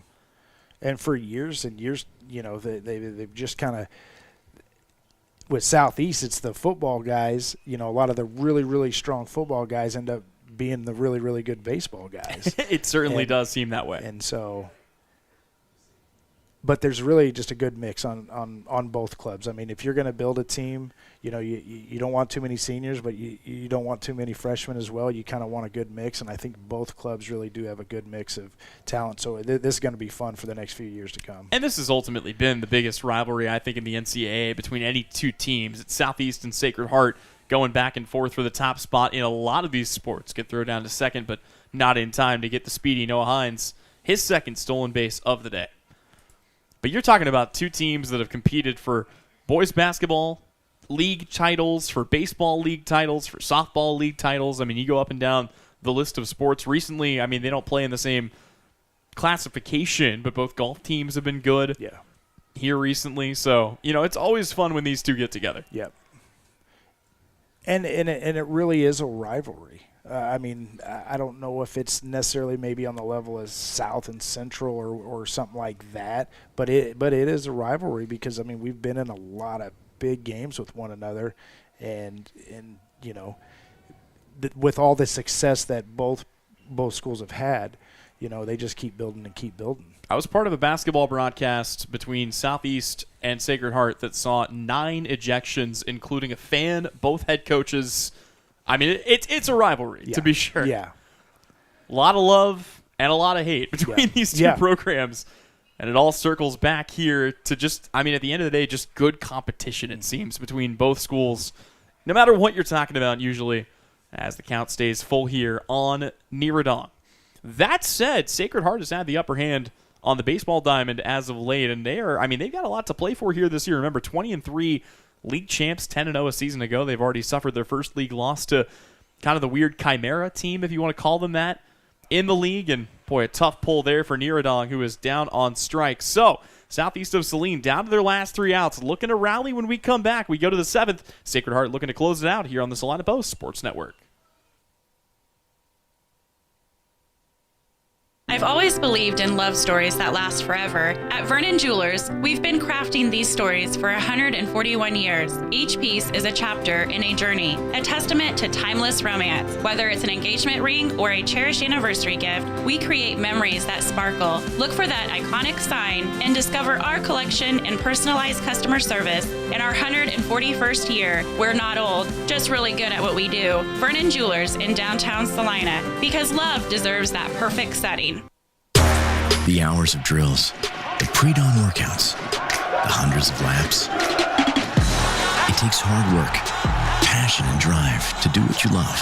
When you're sidelined by injury, Salina Regional Sports Medicine is just as committed and works just as hard to get you back in the game. Salina Regional Sports Medicine, 785-452-7366. SalinaRegionalSportsMedicine.com. Cole Gilpin, Ian Nicholson, and Evan Watkins represent the last hope for Southeast of Saline as we go to the 7th inning. And just the runs trickle in. I mean, 3 runs on only 3 hits for Sacred Heart, but it's been enough. Southeast of Saline has been stranding them in bunches. They've left 9 on base. That includes 5 in scoring position. And they'll have one last chance here, Kevin, to try to get those runs back and, at the very least, extend this game into extras. Well, and if you're Southeast, you've got the guys up that, you know, to get one run, you've got the guys that you want right there. I mean, with the heart of your order, go out and get it. Gilpin will lead things off. So far today, he is 0 for 3. Grounded into a fielder's choice back in the 3rd. Grounded out in the 1st. Flew out in the 5th. That was that great robbery catch by Armstrong out in left. And speaking of Armstrong, here he comes. Graham Armstrong, the new pitcher into the game. He is making his 5th appearance of the season. All of them out of the bullpen. He's tossed 8 1/3 innings, a 2.52 ERA, as he gets a grounder to Hines. Throw to first is in time, and it's quickly 1 down here for Armstrong. And I think that's a 6 putout for Hines today. At least. Yeah. So Hines records another out. That will bring Ian Nicholson to the plate to go back and finish off the numbers on Graham Armstrong this season. 7 strikeouts compared to 2 walks and 2 batters plunked so far this season. Armstrong came in and basically silenced the bats for the Minneapolis Lions. He's looking to do some more league damage here against the heart of the Southeast order. Yeah, I mean, on the mound, he's just a control freak. I mean, he hits corners as well as any pitcher I've ever seen. And, I mean, he is very deceptive with his fastball, changeup, cutter. I mean, he's got a multitude of pitches that he'll throw at you. And one of the rare things in Class 2A, a solid southpaw pitcher. I mean, at this level, to throw the kind of velocity he has as a lefty, that really does change up what you see as a hitter. Yeah, I mean, and that's why he is so good with his pitch count and working ahead of batters. He doesn't waste a lot of pitches. Well, he wasted that one as Ian just Nicholson, as I say it, hit by a pitch. The old broadcaster's jinx is alive and well, and Southeast has the tying run aboard with 1 away. And I'll tell you something. You know, I coach Graham in the summertime, and I used to call the pitches. And anytime Graham would hit a guy, he would look over at me and just smile. And we finally had the conversation. I go, "You can't do that anymore. They're going to think I called that in for you to hit the guy." You know. Well, did you? No, never did I ever. But he just look at me and just smile. Oh my gosh. Evan Watkins at the plate now. A double play he grounded into back in the 5th. Flew out in the 3rd. Walked in the 2nd. And here will chop one. Coming in, digging it out, turning, and throwing to first. Boy, another great play by Hines. And it's 2 away for Southeast. But they do have that tying run in scoring position for Tierna Patacic. Yeah, and hit it to anybody else besides Hines right now. I mean, he's proven time after again that, he can field it and he can throw it. He's recorded 1 putout in all but 1 inning of this game. Yep. And 2 already in this inning. Patacic today, 0 for 2, a walk, a strikeout, and a lineout. He hit the ball really well to center, but it hung up right at Wells. And that was how the inning came to an end back in the 6th. Yeah, and like in this situation, right, find a gap somewhere. Looking to extend things here for Southeast of Saline. The 0-1 will miss inside. Again, good velocity on the fastball for the aforementioned Graham Armstrong. Yeah, and probably the thing is Ian is probably not one of our faster runners, so, I mean, it's going to have to be gapped pretty good to potentially get him to score. With him representing the tying run, I was a little surprised that we didn't see somebody come in as a courtesy runner. Not to say that he doesn't have decent speed, but I feel like you got probably a faster guys on the bench. Yeah, and I think probably the reason why is that, if we tie this game up, we don't want to lose our third baseman. I think if we were at the home half and we were the home team, I think you probably would have. The 1-2 from Wells taken back up the middle, and that is going to be snagged by Coland. Boy, just an awkward slow roller. Patacic will reach, call it an infield single, and all of a sudden that tying run is standing aboard at third. They decide to hold him up, and in the heat of the moment, maybe you want to send him, but I think that's the right call. Yeah, I think you're right. I think it was. I was kind of, maybe it wasn't, but after you kind of replay that in your head a little bit, I think that's the right play. Well, so here you go. Lyric Lilly stands at the plate. He has a chance to be the hero for Southeast of Saline if he can find a way to get Ian Nicholson in from third. Good speed, and Patacic aboard at first. Big lead for him against the left-handed pitcher. And the first pitch to Lilly, that gets by. Here comes the runner trying to tie the game. The slide is there, and that's going to get by. Patacic turns the corner, and this game is tied. A mad dash to the plate for Ian Nicholson, and it's 3-all here at the Dean. Yeah, and, that is kind of the problem sometimes when you've got a multitude of pitches like Graham does. There's times that he does like to intentionally, leave it short, and you got to have a catcher that's willing to block everything, because right there it's just kind of an under run basically at that point. And typically Rowe is. I mean, again, I don't think willingness really had much to do with that, but sometimes one just gets by you, and it was just enough that Southeast sent the runner. And now, as this misses in the dirt, Southeast has the go-ahead run in scoring position. There are 2 outs here, but if they can find a way to drive in that run, they could put the Knights down to their final 3 outs instead of giving Sacred Heart a chance to walk this off. 2-0 pitch, big swing and a miss there by Lilly. Well, and the thing is now is, a gapper, you've got really good speed at second base, so now it kind of does change the dynamics of it. If Lyric can, gap one or find something, that right side, there's a big gap there. Lilly's had an interesting day at the plate, and he will foul the 2-1 back. He reached on an error back in the 2nd. He laid down a sac bunt in the 4th. He reached on an infield single in the 6th. And that's the other thing. Anything on the infield, he's going to have a chance to beat out with that speed at first. Blazing speed. 2 balls, 2 strikes. Huge pitch coming up here for Graham Armstrong. And Lilly will spoil it there and foul it back to the screen. And, for Lyric, it's just kind of keeping that front shoulder in. We've been kind of watching some of his videos and all that, and his confidence is kind of down just a little bit, but you just got to keep driving and keep improving. 2 balls, 2 strikes, 2 away in the inning. And another pitch that's just fought off here as Lilly fights it off and stays alive. Tyson Keller in the on-deck circle already has an RBI single today. The bottom third of the order has reached base 6 times today. I mean, those are a lot of good things. Good things happen when that usually happens. Armstrong sets another 2-2 pitch. Finally, one misses up, and it's an easy take for Lilly as the count is full. He wanted it. Yeah. Boy, he was going to go upstairs and try to get it. Just about broke out the tomahawk, but he'll keep it right there, and we've got a chance here for a payoff pitch. That ball lifted out to left. Armstrong's replacement coming in, and the catch is made. That will end the rally for Southeast in the 7th, but the Trojans stay alive, courtesy of a pass ball that scores Ian Nicholson. It's 3-3 as we go to the home half of the 7th, a chance for the Knights to walk it off when we return on the Salina Post Sports Network. Congratulations, you're having a little girl. At that moment, everything changed. Our hopes and dreams for ourselves were instantly replaced by our hopes and dreams for her.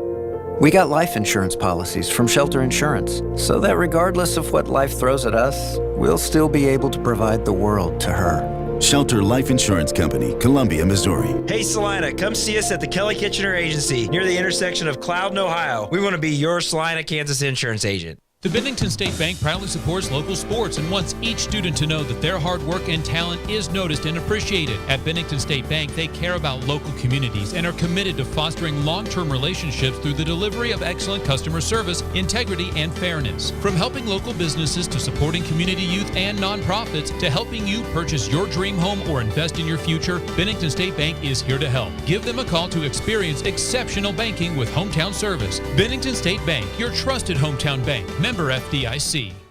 As we go to the bottom of the 7th, a chance for the Sacred Heart Knights to walk this off. They had a chance to win it, but Southeast was able to plate the tying run. So now it falls to the Knights to try to get the job done. It'll be the bottom third of the order. Brady Wells, Doyle Marshall, and Graham Armstrong trying to set the table and get the top of the order back up to do the final damage and take game 1.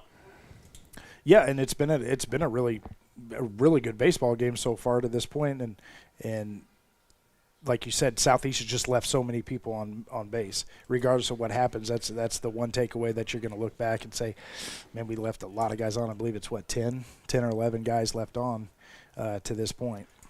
At the end of the day, though, they give themselves a chance here, and now they get a chance to face the bottom of the lineup. This ball rolled slowly to third. It's a foul ball here for Brady Wells, who today is 0 for 2 with a pair of groundouts. And it's been just a polar opposite day for these two teams. Southeast of Saline has 7 hits, but only 3 runs because, as you mentioned a moment ago, they've stranded 10 runners on base. Meanwhile, Sacred Heart has 3 runs on just 3 hits. They've only stranded 4 runners. They've taken a lot of free passes, and they've left a lot of them out there, but at the same time, they've gotten plenty of opportunities. Yeah, and early on, I mean, the 2 free passes, they got picked off. One in a rundown and then one on a back pick.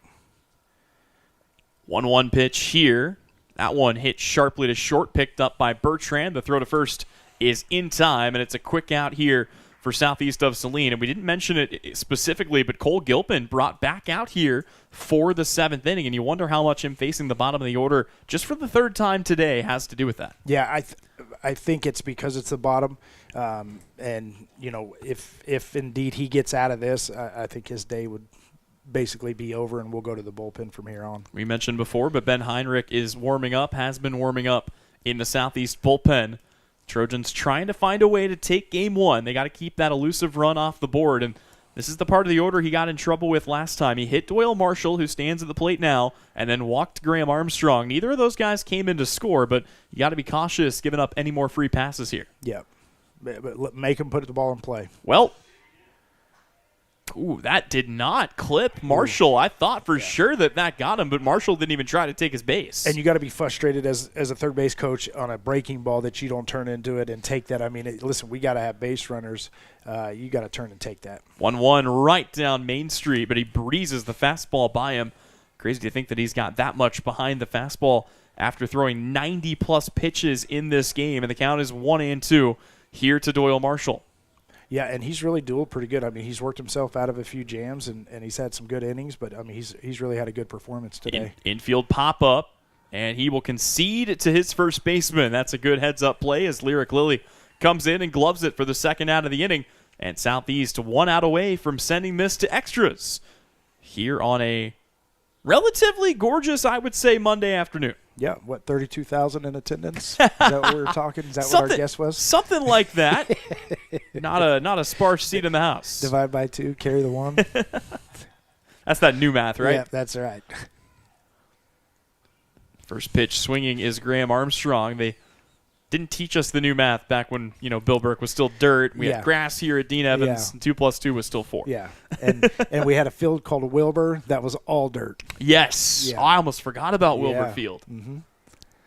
0-1 the count here to Armstrong. So far today, he's reached on a walk and popped out.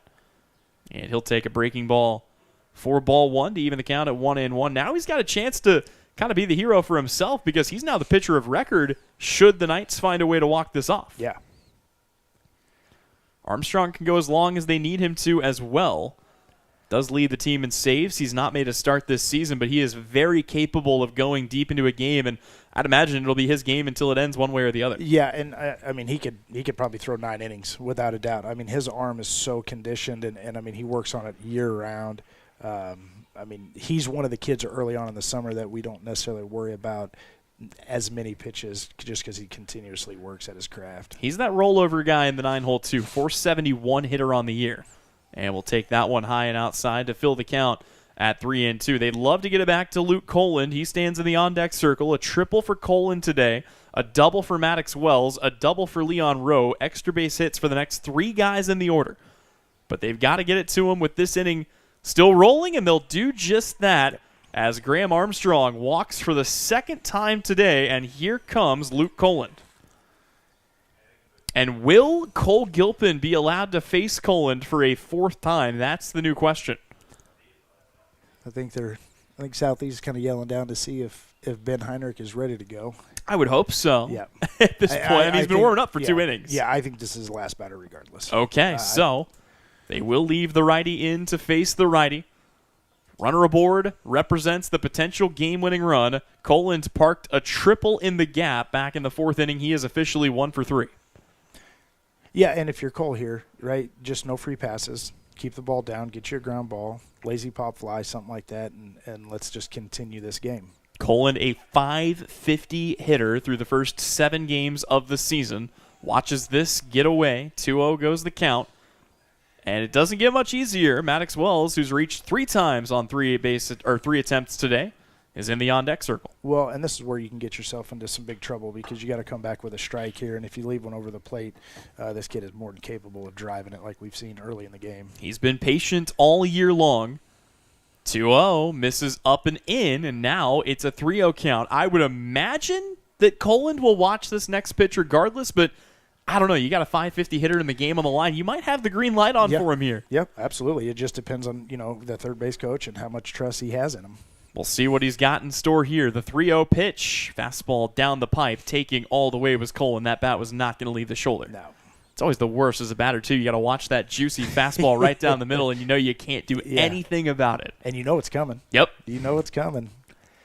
So on 3-1, the neon green light going to be flicked on for Luke Coland. He's looking to be the hero for the Knights, who are 1 run away from walking it off. And he will put one into right field. That gets down. That'll be stopped by Albrecht, but another base knock, a single this time for Coland. And the Knights are setting themselves up nicely here with Maddox Wells coming to the plate, and it looks like that's going to do it for Cole Gilpin's day. We'll step away. When we come back, we'll let you know about the new pitcher into the game. You're watching Southeast of Saline and Sacred Heart. It's our Salina Regional Orthopedic and Sports Medicine Game of the Week. When does normal acute pain become abnormal chronic pain? Chronic pain can be one of 2 types, nociceptive and neuropathic. Each type differs based on what causes it, what it feels like, and what treatments may relieve it. Neuropathic pain can often be managed by a therapy called neurostimulation or spinal cord stimulation. If you suffer from chronic pain, ask your primary care physician for a referral to the Salina Pain Clinic. Our pain specialist will discuss the right options to manage your pain. Online at salinapainclinic.org. Insurance is something we all need in our business, home, car, and life. But do you really understand what's covered? And most importantly, what you are paying for? Hi, this is Rob Carlson in the Salina office of Smart Insurance. Change is good, especially if you haven't looked at your insurance policy lately. I can help you understand what you need and where the gaps are in your coverage. We provide free quotes and take pride in looking out for you. Smart Insurance, with locations in Salina, Abilene, and Harrington. Give us a call today. APAC Kansas Incorporated has been building the heartland from the ground up for over a century. From the supply of aggregate materials, hot mix asphalt, and concrete to the construction of roads and bridges, we do it all. You've seen our trucks, and now we want to hire you. APAC in Salina is growing, and we are hiring for all positions. From truck drivers to mechanics, general laborers, and construction, APAC has your next career. For more details, visit the job links page at salinapost.com. Great pay and benefits, APAC is an equal opportunity employer. Sage is your go-to source for industrial strength cleaning products, ice melt, floor equipment, paper, asphalt, and just about everything in between. Whether you're a maintenance supervisor, a small business, or just wanting your home to look amazing, stop by 732 North 9th Street in Salina, where we will be happy to assist you. You can also visit us at sageselects.com or call us at 309-1919. Sage Products, the right call every time. So the book is closed on Cole Gilpin. He goes 6 2/3 today. He gives up just 3 runs, all earned on 4 hits. He walked 5, he hit 2, and he struck out 2 as well. He turns it over to Ben Heinrich, and this has kind of been the classic Ben Heinrich spot, right? He's got one of the weirdest pitching lines you'll see out of anybody at this point in the year. He's only thrown an inning and 2/3 in 2 appearances. He has a perfect ERA. He's struck out 1, he's walked 2, but the funny thing is, he is 2-0. Yeah. And he has a chance to come in here, and if he can get out of this and his team can give him a run of support, he could find his way with under 3 innings pitched to be 3-0. Got a lot of work in front of him, though, as the first pitch to Maddox Wells is fouled off. And Wells has been really good today. He's reached on 2 walks and doubled. He's come home to score 2 of the 3 Sacred Heart runs today, and he has the potential walk-off run in scoring position, represented by Graham Armstrong at second base. And this is nothing new to Ben. Ben has always been put in this year in kind of terrible situations, and he's always found a way to get out of it and get what he needed. This ball up the middle, a chance for them to send the runner. Grady Gebhardt picks it up. They're going to wave the runner around. Losing his helmet on the way home is Armstrong, and he slides in safe. The Sacred Heart Knights are going to walk it off as Armstrong scores on the Maddox Wells RBI, and Sacred Heart takes game number 1. Your final from Dean Evans is 4-3. We'll have game number 2 coming your way here in about 30 minutes southeast of Saline. Looking for revenge when we return. This has been the Salina Regional Orthopedic and Sports Medicine Game of the Week.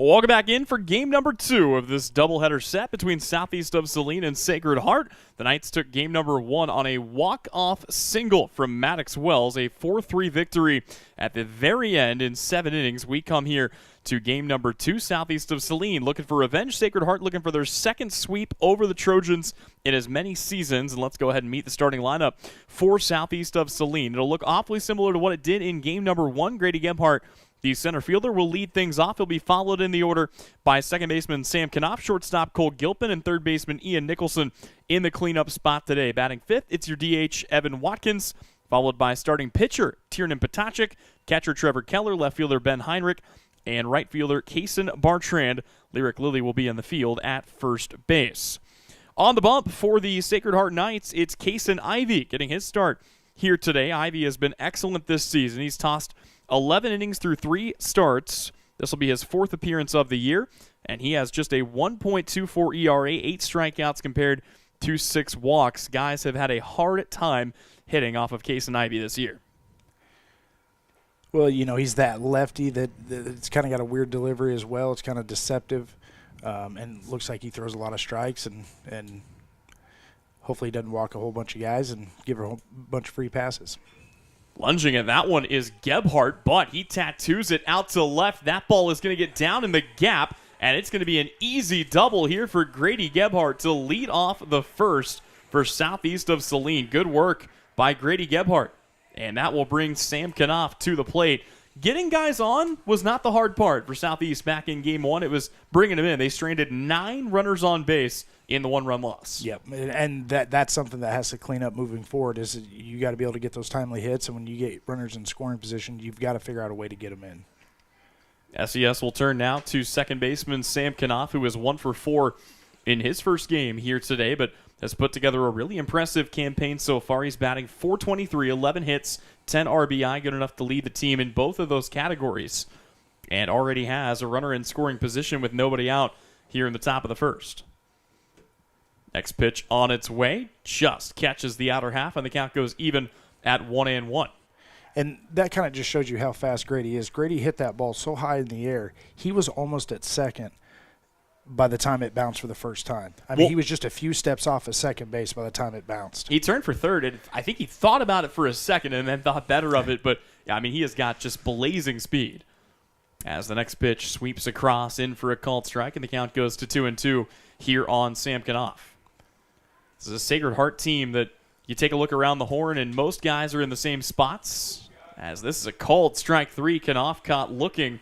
That, by the way, in 2 games so far is the first strikeout of the day for Southeast of Saline. They did not strike out at all back in the first game, and that brings up the Game 1 starter, and Cole Gilpin, who plays shortstop. He will bat third. But around the horn here for the Knights, it'll be row behind the plate.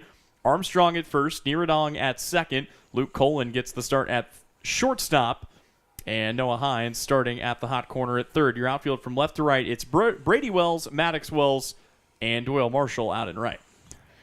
And that's one of the things right there with Sam. The bat never comes off his shoulder, and those are the frustrating things. It's like you've got to be aggressive with runners in scoring position. You've got to be able to put the ball in play, and I mean, those things will frustrate you as a coach. 0-1 turns to 0-2 as Ivy delivers another strike. Lefty comes set. He'll check the runner back to second and delivers the 0-2 pitch. In the dirt, misses here. And the count goes to 1-2 here on Cole Gilpin, who, with the bat in his hand, was 0 for 4 back in that first game. He was the only Trojan to not reach base on something other than a fielder's choice.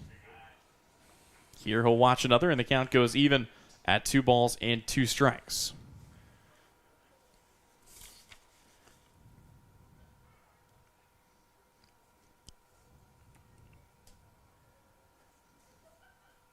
Another set here for Cole Gilpin batting from the right side. Gebhardt takes off for third. The hit and run might have been on there with the 1-2 count. And Gebhardt will have to turn and head on back as that ball is fouled away. Yeah, just putting a little pressure on the defense there, seeing what kind of movement they have, how they're going to play it and what they're going to do there. It was a relatively error-free game in the opener between these two. Only 1 error between the 2 teams, and it did not end up netting a run. And from where I'm sitting, with Ivy pitching, he doesn't set very long. He comes to set, and I mean, a lot of times he's going right to the plate, and then he changes his looks up a little bit. Something I really appreciate about him, maybe as somebody that does a ton of baseball, but he does work at a really good fast clip. It was something that really threw Minneapolis off because the Lions, they step back in the box and the pitch is basically on its way. Yep. So you got to keep your head on a swivel when facing Case and Ivy. That ball gets past, although it's fouled away, and the count stays full at 3-2.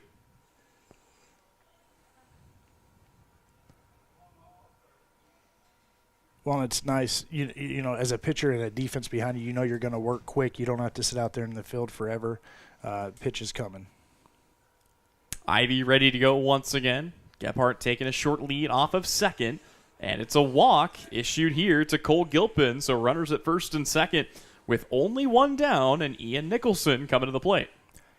And like right there, just in that sequence with Ivy, he changed his windup about 4 different times to give just a different look to, maybe the speed of Grady, to where he didn't pick off that, the third base. And he has a quick pitch that he'll go to sometimes as well. You got to watch out for that. It's not so fast that it's illegal, but it definitely throws hitters off. Generally, you don't get the same velocity from one of those, but anything that messes with the timing of the hitter, especially at this level, can be lethal. Yeah, and, with the hitter, but also with the runner, especially when you see Grady try to swipe a bag there, whether it was a hit and run or not, it gives that runner something else to think about as well. Here the count is 2-0, and all of a sudden, Ivy's struggling to find the zone here, as his last 6 pitches have found their way outside the box. This one will come back in, and it evens the count at 1-2 here, or 2-1 on Ian Nicholson. Nicholson, for his part in game number 1, boy, he did all he could. He reached base all 4 times. He was hit by a pitch, walked twice, and doubled. Gebhardt takes off, good jump, throw to third. Yeah, that's not going to be in time to get the speedster who almost overslid the bag. And both runners move up here. Now the traditional double play is out of play. Yep. And I think that's the one thing with Coach Potacek. He is going to put the pressure on you. I mean, if Grady gets thrown out there, Grady gets thrown out. Like, we're going to put the pressure on your defense and make you make plays. 2-2. Misses inside, just on the inner half. And Nicholson will stand back in for a full count payoff pitch. Evan Watkins, the DH, in the on-deck circle. Great opportunity for the Trojans to pick up their first run of the day. And, boy, Nicholson tied up will go down as the second strikeout of the inning.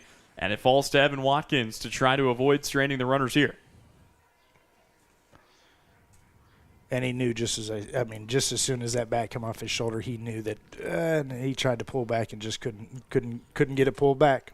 It's one of those things, though, right? In all of sports, one of the hardest things to do in any sport is to hit a baseball. That thing is humming in. You basically commit to swinging or not swinging before it's even in there. And sometimes, like you said, you've made the wrong decision before that ball even gets in on you. It looks so good. And, I mean, with all these pitches that these young kids have now, I mean, they work on them all year long. And, I mean, it looks like a fastball, and then it just drops right off the plate. Well, and pitching has gotten better at every level of baseball. As the 0-2 here will miss high. But, I mean, it's gotten to the point where without these torpedo bats, Major League Baseball hitters are struggling to catch up to things. College ERAs are down across the board. Now you've got high schoolers throwing nasty sliders and curveballs and everything else. Pitching has just gotten better as time has gone on. This ball taken to Niradong at second. His throw to first is in time. And the Trojans strand 2 in scoring position to start off the first. Still scoreless as we go to the home half of inning number 1. It's Sacred Heart up to bat. When we come back, it's our Salina Regional Orthopedic and Sports Medicine Game of the Week. The hours of drills, the pre-dawn workouts, the hundreds of laps. It takes hard work, passion, and drive to do what you love. When you're sidelined by injury, Salina Regional Sports Medicine is just as committed and works just as hard to get you back in the game. Salina Regional Sports Medicine, 785-452-7366. SalinaRegionalSportsMedicine.com. We spend 1/3 of our lives working to build our wealth. With over 50 years of combined experience, Billings Group wants to be there to help manage yours. If you're planning for retirement or looking for financial coaching, then come see us on Westchester Drive, east of the YMCA, or visit our website at billingsgroup.com. Securities offered by registered representatives through Private Client Services, member FINRA, SIPC. Advisory products and services offered by investment advisory representatives through RFG Advisory, a registered investment advisor. RFG Advisory, Billings Group, and Private Client Services are... Congratulations, you're having a little girl. At that moment, everything changed. Our hopes and dreams for ourselves were instantly replaced by our hopes and dreams for her. We got life insurance policies from Shelter Insurance, so that regardless of what life throws at us, we'll still be able to provide the world to her. Shelter Life Insurance Company, Columbia, Missouri. Hey Salina, come see us at the Kelly Kitchener Agency near the intersection of Cloud and Ohio. We want to be your Salina, Kansas insurance agent. The Bennington State Bank proudly supports local sports and wants each student to know that their hard work and talent is noticed and appreciated. At Bennington State Bank, they care about local communities and are committed to fostering long-term relationships through the delivery of excellent customer service, integrity, and fairness. From helping local businesses to supporting community youth and nonprofits to helping you purchase your dream home or invest in your future, Bennington State Bank is here to help. Give them a call to experience exceptional banking with hometown service. Bennington State Bank, your trusted hometown bank. Member FDIC. We go to the home half of inning number 1. Sacred Hearts lineup widely unchanged. It'll be Luke Colin to lead things off from his spot at shortstop. The first pitch to him is taken up the middle, and that's past the glove of the diving Knopf. So, boy, a great start for Luke Colin and company as the Knights, one pitch, a base hit, and a chance to strike first here in this game. Let's meet the rest of the Knights starting lineup presented by Billings Group. Following Luke Colin, it'll be Maddox Wells, the center fielder, then catcher Leon Rowe, pitcher Kason Ivy, third baseman Noah Hines, and second baseman Leo Niradong. Bringing up the bottom third of the lineup, it's left fielder Brady Wells, right fielder Doyle Marshall, and first baseman Graham Armstrong. Here you see Wells lays down a bunt picked up by Potacek, throw to first in time. But with the first two pitches of the game, a runner already in scoring position here for Sacred Heart. Yeah, and you can see right away, Sacred Heart's going to try to manufacture runs. That's the thing with when you got lefties on the mound. It really is hard to swipe bases as frequent as you do with righties. So it looks like you're just going to try to manufacture runs and move runners over. Well, and in a game that, again, saw runs come at such a premium, I think the Knights shifting to this strategy early, and I think that's the right call. Yeah. Potacek will throw the next pitch. It's also put in play. That one drifting into the gap, and the catch is hauled in by Grady Gebhardt, but the runner tags and moves to third. And, boy, 3 pitches, 3 balls put in play. Colin's at third. There are 2 away, and here comes Kason Ivy. Yep. And I don't think people realize how hard of a catch that was for Grady out in center field because, we've talked about the balls tailing, and you could see that ball was going to Bertrand, and it looked like Grady just called him off. And, I mean, he covered about a country mile to get there. Haven't even had time to introduce the pitcher. It is Tiernan Potacek who will get the start, the sophomore lefty on the hill here for southeast of Saline. This is his 4th appearance, his 3rd start of the year. He's tossed 12 innings, a 2-1 record, a 3.5 ERA, 9 strikeouts, 7 walks, and 1 batter hit so far this season. That ball laced down the line, just foul. And speaking of a game of inches, that's how the Knights got to run across in game 1. This time it's just a foul ball. And, the last couple of starts have been really quality starts for Tierney. He's really been able to pinpoint and take control of his command, and anywhere he wants to throw the ball, it seems like he's putting it there. It's a chance for Kason Ivy here to earn himself some run support, as he is today's starting pitcher for Sacred Heart. Let's also take you around the horn here. Keller gets the start behind the plate. It's Lyric Lilly over at first, Sam Knopf at second, Gilpin at short, and Ian Nicholson tending to third base today. Your outfield from left to right consists of Ben Heinrich in left, Grady Gebhardt in center, and Bertrand, as you mentioned, out in right. And that is the nice thing about Bertrand. I mean, there's another position now. It's right field that he's going to. I mean, he just can do so many things for the Southeast baseball team. Well, you said it. Pitching and defense have kind of carried the Trojans through the early part of the season. As this ball is taken down the line, that's scooped by Lilly, and he will tag the bag for the quick out to end the first. Still scoreless as we go to inning number 2. It's the Salina Regional Orthopedic and Sports Medicine Game of the Week. From raw honey to wax melts to beekeeping tools, boxes, and frames, AJ Honey Farms has it all and more. Be sure to check out their salves. Salves is a powerful blend of nature's best ingredients. Beeswax, crafted with care to soothe and nourish your dry skin, minor cuts, and burns. And for dry lips, try out their Happy Bee Balm. Treat yourself to their locally produced honey items or get a beautifully packaged gift set for a loved one. Stop in to see AJ Honey Farms at 901 North 9th Street. More than just a honey store. From raw. When does normal acute pain become abnormal chronic pain? Chronic pain can be one of two types, nociceptive and neuropathic. Each type differs based on what causes it, what it feels like, and what treatments may relieve it. Neuropathic pain can often be managed by a therapy called neurostimulation or spinal cord stimulation. If you suffer from chronic pain, ask your primary care physician for a referral to the Salina Pain Clinic. Our pain specialists will discuss the right options to manage your pain. Online at salinapainclinic.org. Welcome back in here on the Salina Post Sports Network. A quick reminder that coverage of today's game is presented in part thanks to Suburban Appliance, Sage Products, Phillips Seed Farm, and Copyco. Also by the Bank of Tesket, Stardust Trophy, the Appliance Center, and APAC Shears. Also want to say a special thank you to Isaacson Truck Line and Salina Regional Orthopedic and Sports Medicine, the presenting sponsor of every game of the week so far this year. Why is it so far? Every year. One of our favorite groups in Salina, but now we turn our attention to the second inning where Tiernan Potacek, Trevor Keller, and Ben Heinrich will lead things off. And the first pitch is fouled away here. One thing we don't have to worry about that kind of led to that shortened game against Abilene is the darkness rule and not being able to start a new inning. We do have lights here at Dean Evans if we need them. Yeah. Although that kind of worked out for Southeast in the grand scheme of things in that second game against the Cowboys. It did, but if I had my vote, we'd have lights. I think if everybody had their vote, we'd have lights. Yeah.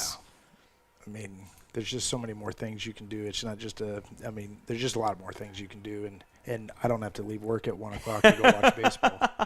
This ball laced back up the middle. That's a knock for Tiernan Potacek, and Southeast of Saline will start the inning well here with Trevor Keller coming to the plate. And speaking of lights, we were talking a little bit about it's quote unquote first year head coach for Southeast of Saline and Chance Potacek, obviously longtime defensive coordinator and assistant coach for football, a guy that has left his footprint all over Southeast of Saline athletics. I still remember though, back in the day when himself and Mike Garrettson and Kai Swisher at Southeast of Saline all taught and worked closely together. And I remember one time there was a group of students they had running around for probably a good 30 minutes to an hour. They told them to go turn the lights to the baseball field on. And it took so long. And they were so convincing, too. Those poor kids came back and they said, well, there are no lights to the baseball field. What are you talking about? I'll never forget. Coach Potacek looks them dead in the eye and he just goes, no, they're retractable. Because you gotta push the button to get the lights to come up first, and then you turn them on. Yeah, some of them younger kids are a little gullible. Boy, Mike Garrettson, the previous longtime head coach for Southeast of Saline, he loved those. Send freshmen looking for the bucket of curveballs. Yeah. Had the left-handed. You try to go find the key to the batter's box. Mm-hmm. Good stuff across the board. 2-1 pitch on the way here, and that will be in for a called strike to Trevor Keller. That's, by the way, syndicated published author Mike Garrettson now. I heard that. His novel is out. Make sure to go pick yourself up a copy of that if you have time. We talked about earlier that pitching is getting better and things like that. What do you think about batting and bats? Do you think the bats are calming down a little bit more now as far as that goes? I mean, a little bit. I think it's also, the sad thing is there's a lot of science to show that as pitching has gotten better, younger pitching injuries have also been on the rise. And that's kind of been, how do you shift that? Because as the spin rate gets up and everything else, you've got more and more early college-age kids that are getting Tommy John surgery and guys that, maybe would have had a look at the pros otherwise. You also got kids starting to throw curveballs earlier and earlier, and you can debate the semantics on that. But I think bats are starting to catch up. I know those torpedo bats have been making a lot of noise in the MLB. I know there are a lot of people that are, maybe upset about it. But at the end of the day, people smarter than us engineered a bat that can catch up to what Major League pitching is doing. Yeah, and I've never heard the argument that it's actually cheating. No, it's not. They've done like these. I've heard these bats have been out for quite a while, and the Yankees were kind of the first ones to kind of adopt them and use them and stick with them, I guess. And Well, I remember people saying, "Man, they look really stupid." I said, "Yeah, when the ball goes 500 feet to dead center, I don't really care what the bat looks like." Yeah. And the thing is all these other major league teams are kind of, causing a bunch of commotion about it, but then go get one. Exactly. Go get one and use it. Well, and it's just like, it's not the same thing. It's not a one-to-one comparison. As that ball is lifted out into that Bermuda Triangle, that's going to fall, and it will get by the staggering right fielder in Marshall. Turning and heading for third is Tiernan Potacek. That is heads-up base running by Potacek, who kind of saw Marshall stumbling a little bit. And Trevor Keller will put runners at the corners with a pair of singles here, and Ben Heinrich coming to the plate. But to go back and finish that point, it's not the same thing, but it's almost like the tush push in a way, right? Where it's like, okay, well, if you're so upset by it, why doesn't everybody use this efficiently and effectively? Well, because, that's a great point, because when other teams do it, they're not near as good as the Philadelphia Eagles. That's why it doesn't work for other teams, and just like the bats, probably some guys just probably won't swing them that well. Seen plenty of guys strike out with a torpedo bat in hand. It's as simple as that. Here trying to play some more small ball, but Heinrich will pull the bat back and take strike one here to Case and Ivy. We were talking about guys with similar last names. A lot of families have come through these. I always have to check. I see C. Ivy in the scorebook, and I go, Cooper? Nope. Runner goes for second here, but the double steal is on, just trying to bait Potacek into heading home, and he will not take that bait, so Keller will slide up with a stolen base.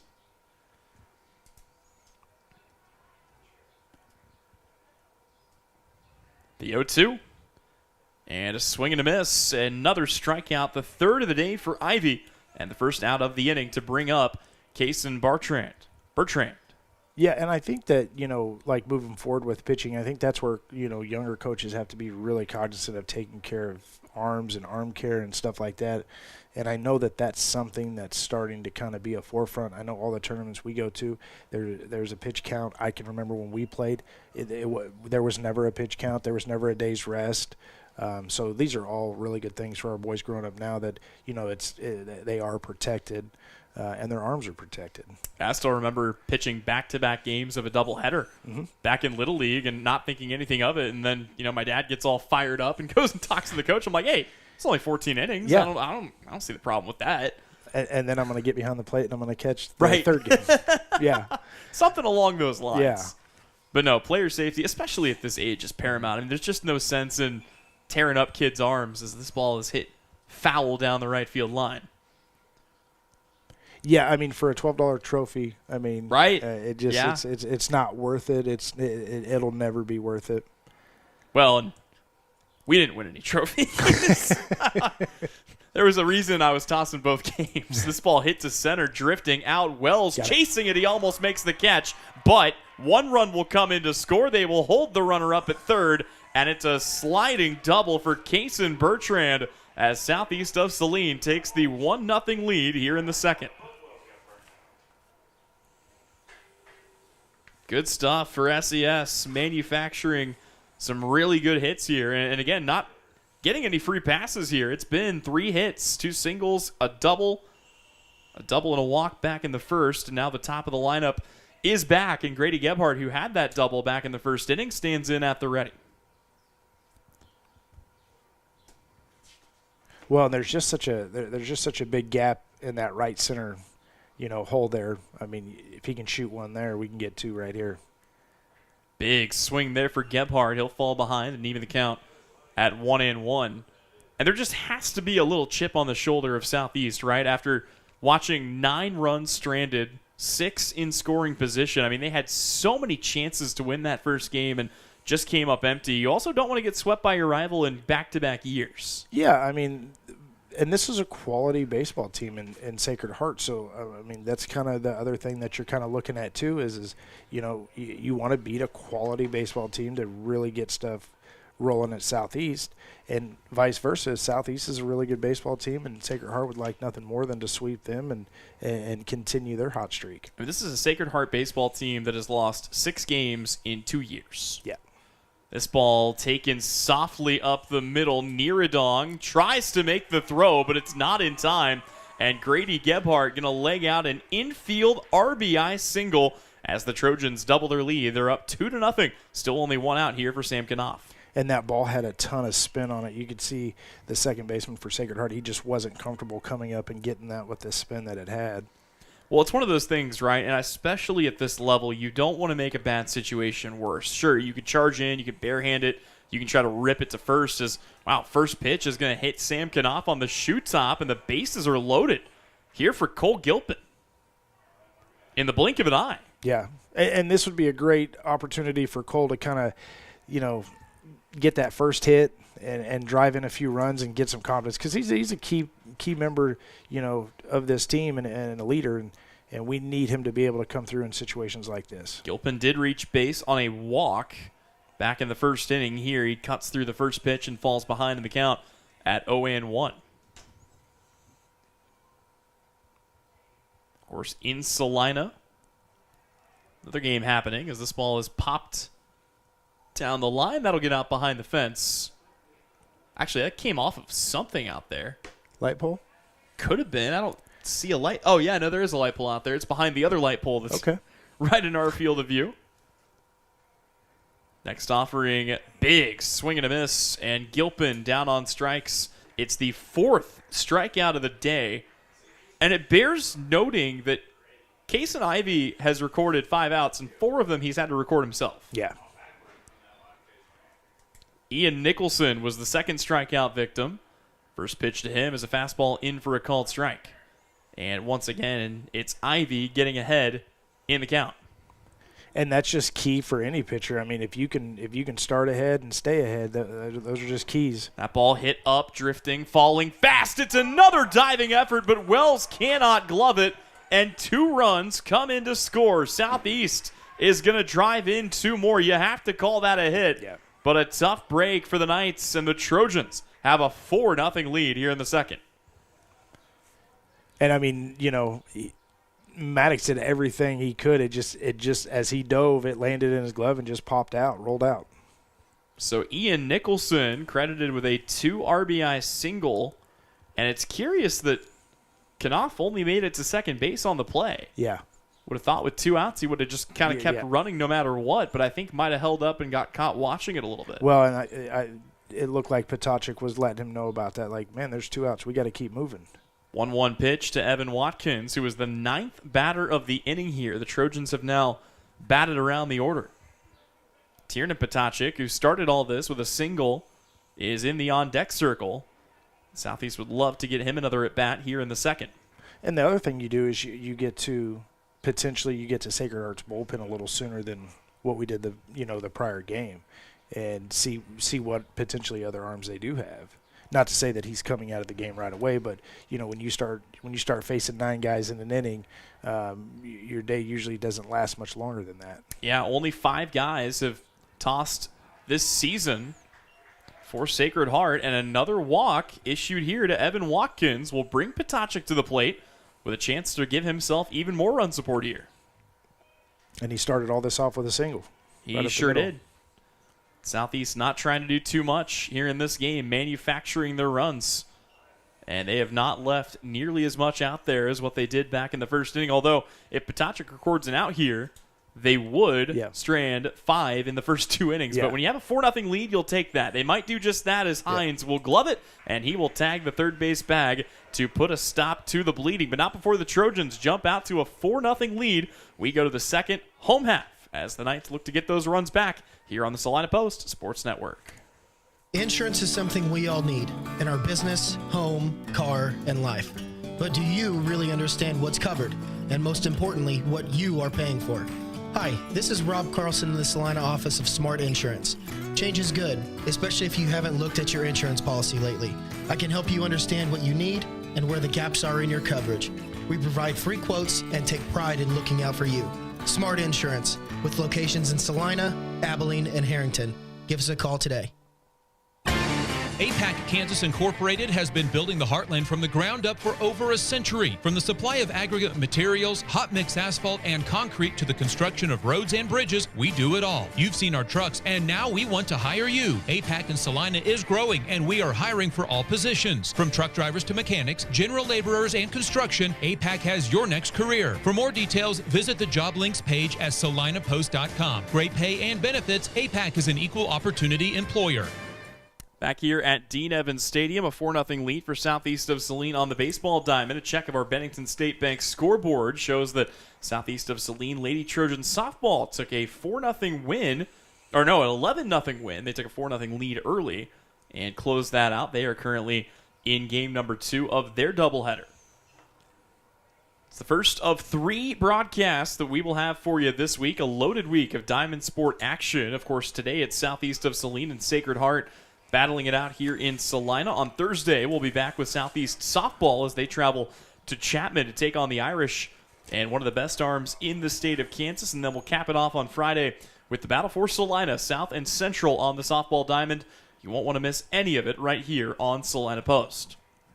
Noah Hines, Leo Niradong, and Brady Wells to lead off the second here for Sacred Heart, and needing to get at least a few of these runs back and just get some confidence back in these bats. Yeah, and I think for Southeast, no free passes, right? Make them earn everything they get.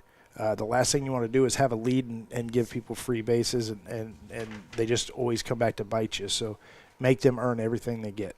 And that was the big issue for the Knights, or for the Trojans. Half of the runs scored by Sacred Heart were issued as walks. Here it's another one low and away, and the count goes to 3-1 here as Tierna Patacic faces Noah Hines. Hines, capable glove, good bat, 5-tool player for the Sacred Heart Knights. And here shoots one down the line, and I think Coach thought better of trying to dig that over there with the bare hand. Yeah, maybe if you guys were on that, Sacred Heart was on that side, maybe you do that so your players can see you, but I don't know. Hey, let that one roll to the bullpen. Yeah. Make some poor freshman go get it. Yep. Well, and that's kind of the other thing. There is no shortage of freshmen for Southeast of Saline. That was the biggest thing that Coach Garrettson talked to me about when we were kind of talking about. We did an interview, obviously, for his retirement, and, he said, obviously, the wins are nice, the league titles are nice, the big things that we did, but it was getting the interest in baseball back at Southeast of Saline, as Noah Hines will walk here. And, you look up and down at this Southeast roster, it is deep with guys that probably won't see the field for a few years. Mm-hmm. Yeah, and that is a good problem to have, because there are some good kids that are kind of waiting in line, and they understand that sometimes it's a process. And when you can get kids to buy into the process, good things, and you start building really good things. Sacred Heart's done the same thing. They built their culture. They've got a solid group here themselves, and they've got a lot of seniors that have kind of waited their turn, several that may not find the starting lineup, but it's going to be a long senior day ceremony for these Knights this year. Yep. Patacic checks the runner. He'll bring the pitch home. That's in there for a strike. And the count starts off at 0-1 on Leo Niradong. Niradong back in the first game of this doubleheader set. Went 0 for 3. It's a tough part for this part of the order, but a chance here to get some redemption and try to help their team out to a win. Another bunt picked up there by Patacic. He'll make the throw to first, but just like we saw in the first inning, the leadoff man reaches, and then a sac bunt gets him to second. And I think you're right. I think you're just going to start seeing more and more of that. With the runs the way that they came in the first game, it's going to be things like that. Can Sacred Heart get those timely hits, like they did in that first game? And you're only down 4, right? There's no need to abandon the small ball this early into a game. Still so much baseball left to be played. It's also good to see Patacic handling it well. Clearly he's gone through some PFPs and is able to make the flip to first in time, now facing Brady Wells. Next pitch to Wells. That gets by Keller. Might have gotten crossed up. I don't think he was expecting that pitch up. And it goes ahead by him. So Noah Hines now at third base. Second time today the Knights have gotten a runner 90 feet away. Yeah, and sometimes the shadows and everything else, kind of block a little bit of what the catchers are showing and putting down, and sometimes you just get mixed up. 1-0 in the dirt. Good block there by Keller. And with that, let's check our landscape consultants' field and weather conditions. 64 degrees, plenty of sunshine right now. That'll continue to drop and cool and get darker as we go on into the game. But nice spring weather here in mid-April for some high school baseball. Yeah, and I think that, once the weather becomes a little bit more consistent and you don't have to bring a blanket to the ballpark, I know on the way up here talking to a bunch of parents, like, man, I'm ready for 90-degree baseball. Bold of you to assume the weather in Kansas is ever going to get consistent, but yeah. Hey, a man can dream, right? That's right. Count goes to 2-2 after Potashik fell behind. He's come back to even the count on Wells. Looking for the put-out pitch. A strikeout could be just what the doctor ordered. The 2-2. That's dribbled to third, picked up by Nicholson. He'll make the smart play and go to first, and it gets by Lilly. That's going to roll all the way to the fence. Turning and heading to second is Brady Wells, and he will be in standing up. So the Knights are on the board here in the second, and an error gets Wells into scoring position. Yeah, and you'd like to see Lilly there. Just, if you can't dig it, come off the bag and stop it. There's so much real estate with this field now that if a ball does get by you, they're fortunate that wasn't actually a triple. Yeah, it's a tough break, and like you said, there's so much space. So we'll see what happens now with Doyle Marshall at the plate. He'll chop this first pitch foul and falls behind in the count at 0-1. But a great chance for the Knights to manufacture some runs. Only one down. They've got another runner in scoring position already. And this is what we were kind of talking about, just putting the ball in play. Right there, that wasn't a hard hit ball, but it got put in play. You force the defense to make a play, and they come up short on making the play, and you get a run in. Now you're down 3. Chance for the Trojans to settle back in, just looking for a few more outs here to keep that lead. Sacred Heart came back to win game number 1 after Southeast took the early 3-1 lead. Runs have come at a premium today. Pitching has been good on both sides for the most part. Yeah. And defense, I would say, has been arguably better. That was just the second error of the day between these two teams. Time called by the batter after a long look back to second, and Doyle Marshall wanted a moment to think about this.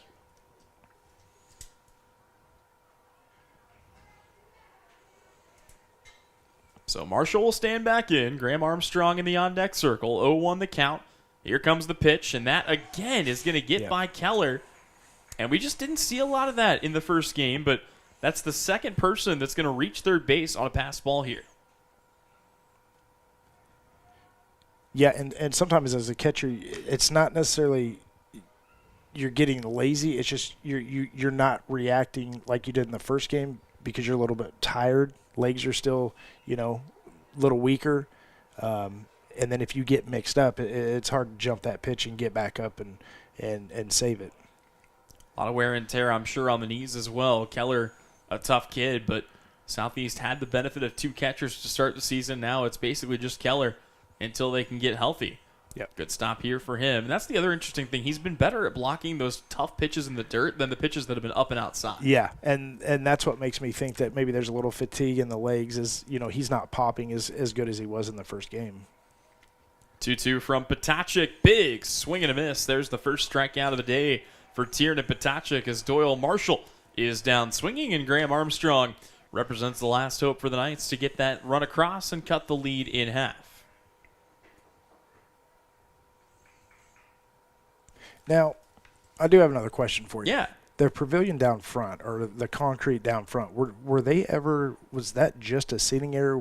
There's got to be more to this. And that I don't know. As much stuff that is down there concrete-wise, I know they have one picnic table, but I didn't know, is there something else coming? I feel like. I'm not sure there. Like you said, there's plenty of room for activities down there. Yeah. But I don't know what the design of that was. I do know, obviously, you've got the drainage down there for water, but, that comes standard with pretty much everything. The one nice thing about Dean Evans, too, is it is covered. Yeah. So in the elements, you do have cover from that. I know a lot of the KCAC ballparks, at least, do not have that feature. So one of the advantages to playing here in Salina, and I think one of the reasons that Salina gets deference and preference when it comes to that 3A state tournament. Yeah. And 4A state tournament, sorry. Well, and you remember when it used to be a blue cover?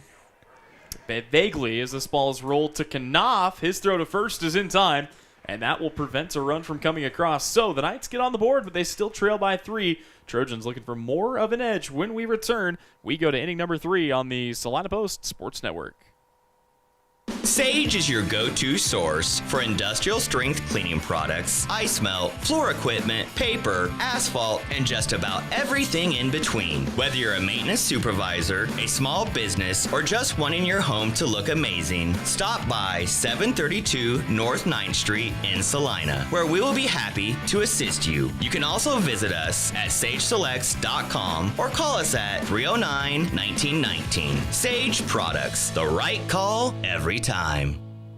When there is wastewater backing up into your home, time is crucial. Hours are precious to minimize the mess and damage. That is where Salina Septic Service looks out for you with direct access to their dispatch board, so you can schedule the first available appointment, upload pictures and description of your problem on the Salina Septic Service website, and secure your appointment 24 hours a day, 7 days a week. Money-saving specials now and information on worry-free service plans when you visit salinasepticservice.com.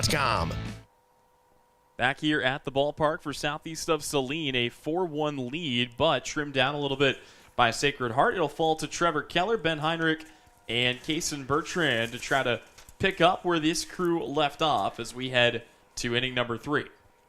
And the first pitch is fouled away here by Keller.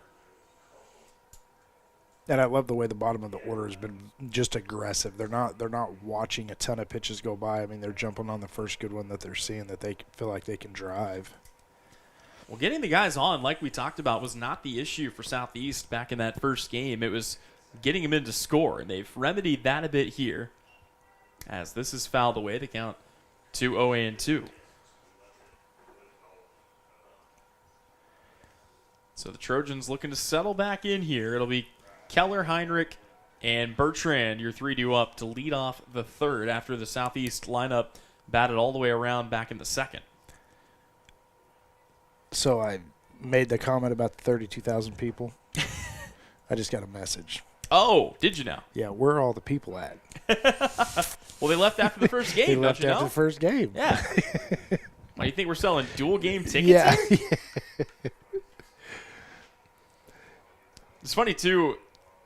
When I was still a grad assistant at Kent State University, they had the ESPN crew come out for a game as the payoff pitch is swung on and missed, and Keller is down on strikes to bring up Ben Heinrich. But the ESPN crew came out, and you could tell that they sent it was a remote broadcast. They didn't send anybody to the site, and they didn't know what to list for the attendance number. So they called our SID, and they asked him, and he sarcastically said 70,000.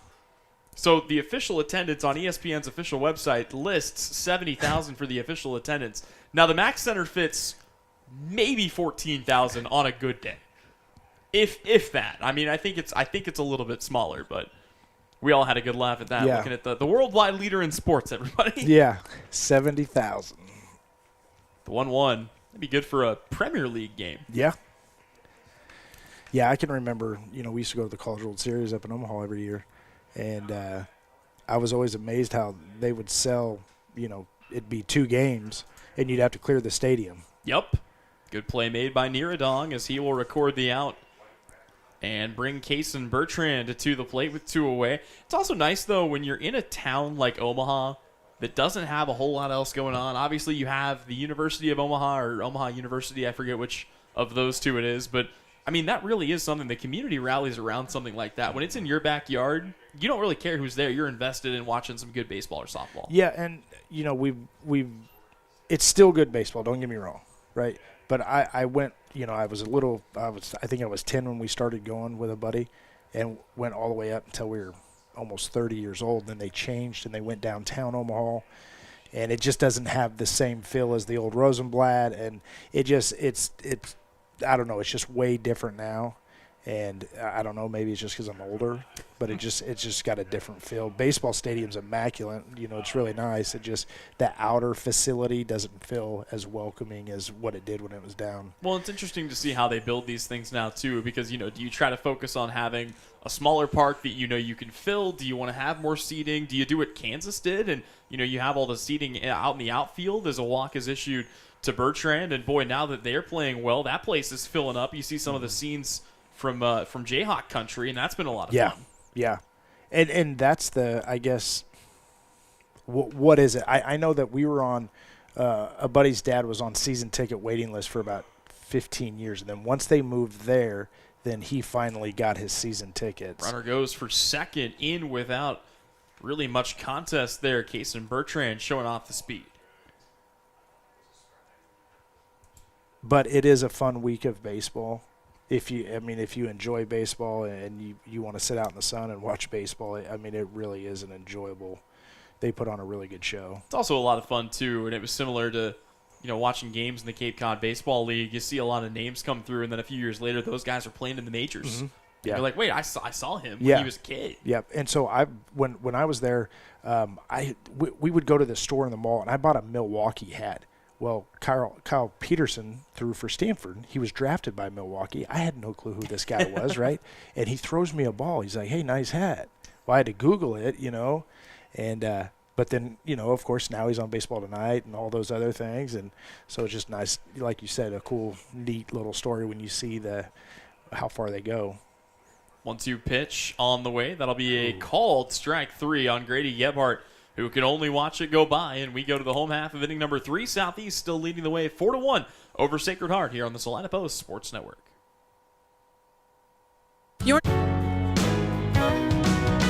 I'm Brian Arms, your mortgage loan originator at Equity Bank here in Salina, Kansas. I'm a lifelong Salina resident here to tell you our bank can offer you mortgage and refinance options with terms designed for you. Why leave our community when you can choose the bank that never forgets it's your money? With 2 locations in town on Ohio Street and Santa Fe Avenue, there's no better time to apply online, in person, or over the phone. Learn more at equitybank.com, equal housing lender, member FDIC. Close your eyes. Now, imagine yourself cheering from the bleachers at Salina South. Feel the pride of donning the colors of Salina Central. Picture the spirit of being part of the Sacred Heart community, or the camaraderie at southeast of Saline. Envision the thrill of supporting El Saline or Bennington. Visualize the unity in rallying for Minneapolis High. Now, open your eyes and see yourself in team apparel from Messenger Total Promotions. Visit them in person in downtown Salina. Back to baseball here at Dean Evans Stadium as we head to the home half of inning number 3. It'll be the top of the order due up here for Sacred Heart. They got 1 run across back in the second, but second time through the order, that's where the Knights' bats came alive the first time through. They did a little bit better this time around, but that's where they kind of get dangerous. They do make good adjustments, and that's really, it just goes to show you the baseball IQ that this Knights team has. Yep, and the same thing goes for Tiernan. There's got to be some adjustments made on his part, and they got to know that, Sacred Heart made a lot of adjustments. Just like in the first game, as this ball is a weakly hit, but then off the shoe top of Potacek, and there's nothing he can do about it. I think by rule that has to go down as an error, but that is one of the tackiest errors you'll see. I don't know if it went off his foot or if it had backspin. I think once he stepped, I think it had some backspin and it shot away from him. Maybe we'll call it an infield single for now, but that is a heck of a ball. I'll go back and watch that. I will. Either way, a runner aboard now for Maddox Wells, and there's going to be another pickoff. They'll throw down to second. It's in time, and that is the 3rd runner who has been thrown out on the base paths today for Sacred Heart, and they are burning through base runners. Yep. And that will frustrate you to no end. You can't be that aggressive against a left-handed pitcher on the best of days because he can always look home and then throw that in. We're getting word from our producer, Brian Dennett, who has a better look at that from outside than we do. That was just nasty topspin. Gotcha. That led to that infield hit for Colin, but it's kind of wiped away as Wells is now batting with nobody aboard. The 1-0 pitch from Potacek. And we had talked even game 1. Southeast didn't put enough pressure on them to get those mistakes to hurt them.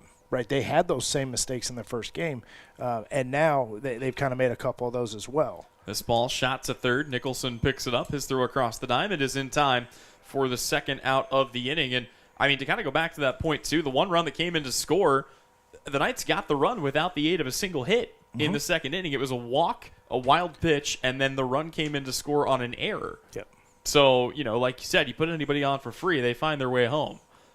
And there are 2 away now for Leon Rowe in the second, as he will look to restart the party here for Sacred Heart.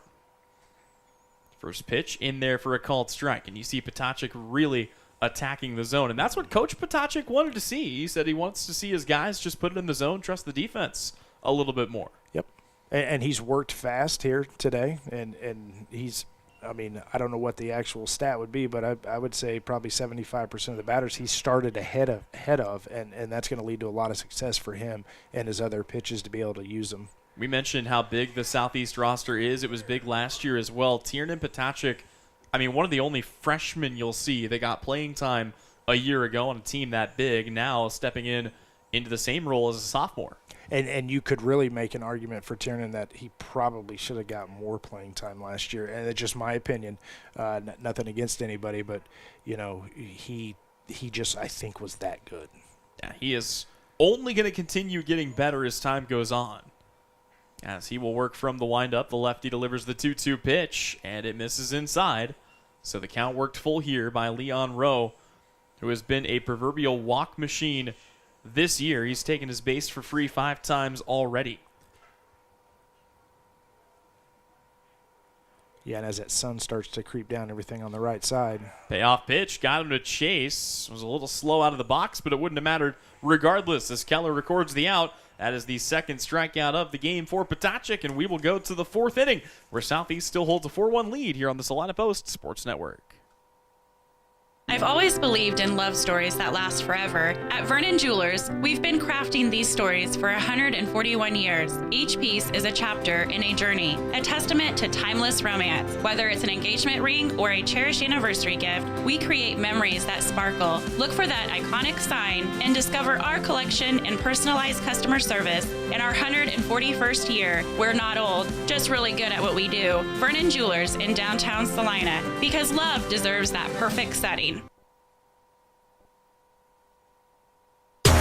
The hours of drills, the pre-dawn workouts, the hundreds of laps. It takes hard work, passion, and drive to do what you love. When you're sidelined by injury, Salina Regional Sports Medicine is just as committed and works just as hard to get you back in the game. Salina Regional Sports Medicine, 785-452-7366. SalinaRegionalSportsMedicine.com. Back to baseball here for Southeast of Saline and Sacred Heart as we go to the 4th inning. It'll be Sam Knopf, Cole Gilpin, and Ian Nicholson to lead off the inning. And SES, they got all those runs back in the second, but against a team of Sacred Heart's caliber, you just don't feel like a 3-run lead is enough. They're going to be hunting some more here in the 4th. Yeah, I mean, if we get guys on, we've got to find a way to get them around and get them to score. Because like you said, I mean, we were kind of same kind of story, different game. You know, we got a big lead or a few runs on them, and then they come back, and then, you know, then we're kind of stuck in a lull that we're, you know, we get runners in scoring position, we just can't push them across the plate. Whereas if we stay aggressive here and, you know, drive the ball from gap to gap, you know, good things will happen. First pitch of the inning is fouled away here by Sam Knopf, who has been hit by a pitch in the second and struck out back in the first. That was the first of what has turned into 6 strikeouts on the day. It's been a really good day on the hill for Ivy, save for the 4 runs. Who do we have in pitching now? I didn't even notice it. Looks like a right-hander out there for the Knights. Brady Wells. Brady Wells. There you go. So Wells, the new pitcher, he takes over for Ivy. Wells so far this season making his 5th appearance. He has tossed 9 1/3 innings to the tune of a 7.5 ERA. He has issued 11 free passes compared to only 8 strikeouts. So control has been a bit of a problem for him so far this season, but looking to kind of even things out a little bit here in his 5th game of the year. And, well, he will pick up where he left off with a walk to Sam Knopf, and Southeast with a runner aboard here for Cole Gilpin. and that took I don't know if that hit the front side of the plate and just bounced straight up or what actually it hit. But there again, this is a prime opportunity for Southeast to play, some more small ball as well, because you've got good speed at first base. And stay patient at the plate here if you're SES, as another one will miss here in the dirt. That's been kind of the main concern is free runners put on and then, maybe missing spots late in counts that has led to that 7.5 ERA. It is a small sample size. It's still early on in the year. As the right-hander works from the stretch here, his 1-0 pitch also misses off the plate. And, at this point, if I'm Cole Gilpin, I'm probably not swinging until I see a strike. Yeah. I think for him, he just needs to see some pitches. He's kind of struggling here at the plate and kind of in a little bit of a mini slump. Here is a chopper. This one, a double play ball potentially. Coland goes to Niradong, and that will be a fielder's choice as Gilpin will replace Knopf at first, and it's one down in the inning for Ian Nicholson. But even there, like Sam slid into the bag. Remember in that first game, He gave himself up so early. Right there's a great opportunity. You're just your job is to slide into the bag. It's not to take the guy out, but to slide in the bag and make that second baseman's job a little bit tougher. The interesting thing about Sacred Heart, they've only utilized 5 pitchers this season, as the first offering is in for a called strike. You have Maddox Wells, who got the start in game number 1, Graham Armstrong, who came in relief, Case and Ivy, who started this game, Brady Wells, who's in now. The only other guy who's tossed even so much as an inning is Tristan Hitchens, who has a perfect ERA, but he's only come into 1 game. It was against Minneapolis, and he threw 2 innings of scoreless ball, walked 4 and struck out 2. So really you have 4 pitchers for Sacred Heart this year that they've utilized. And you could actually take that one step further with Tristan and Graham, pretty much take them out because Graham has always come in as a closer. So he's, so they really have 3 starting pitching. You know what I mean? They've gotten this far with just 3 starters. And that, for Sacred Heart, they're going to have to build off that because that's not enough to make a deep, deep run, whether that's in a regional and state and whatnot. You're going to have to develop a few more arms. Drop third strike. They'll take off for first. It will be an out recorded by Ian Nicholson. Gilpin moved up to second on the stolen base, and that's the first strikeout of the day here for Brady Wells. You also wonder if Sacred Heart does have to go to somebody else today. Do they bring in Hitchens or do they throw somebody else that you haven't seen yet? Because typically at this point in the year, you've seen everybody that you want to see at least once. Mm-hmm. Yeah, and I might be just a little bit biased, but Graham threw 10 pitches to finish the game out. You could really go back to him and get him some work, for a few innings. Well, and in addition to being a solid pitcher, he's also got to be the most appropriately named pitcher in the league, right? Yeah. Oh, yeah. But that was amazing to me after looking and talking and seeing how many innings were pitched by these two.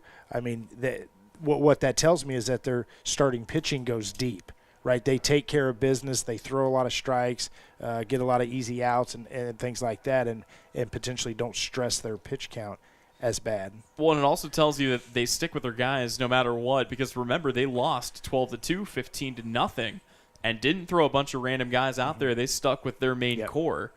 This is a Southeast team, by comparison, that's used 6 different pitchers this year. And we would probably have 7 with Killian. You know what I mean? He would have thrown – so we do have some arms.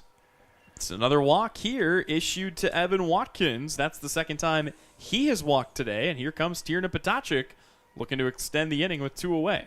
And I think sometimes, finding out what you have early can pay dividends for you later on.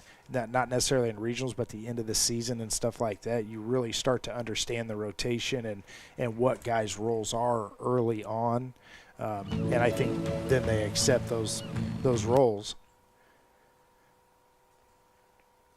Certainly do. So the walk to Watkins, the stolen base by Gilpin.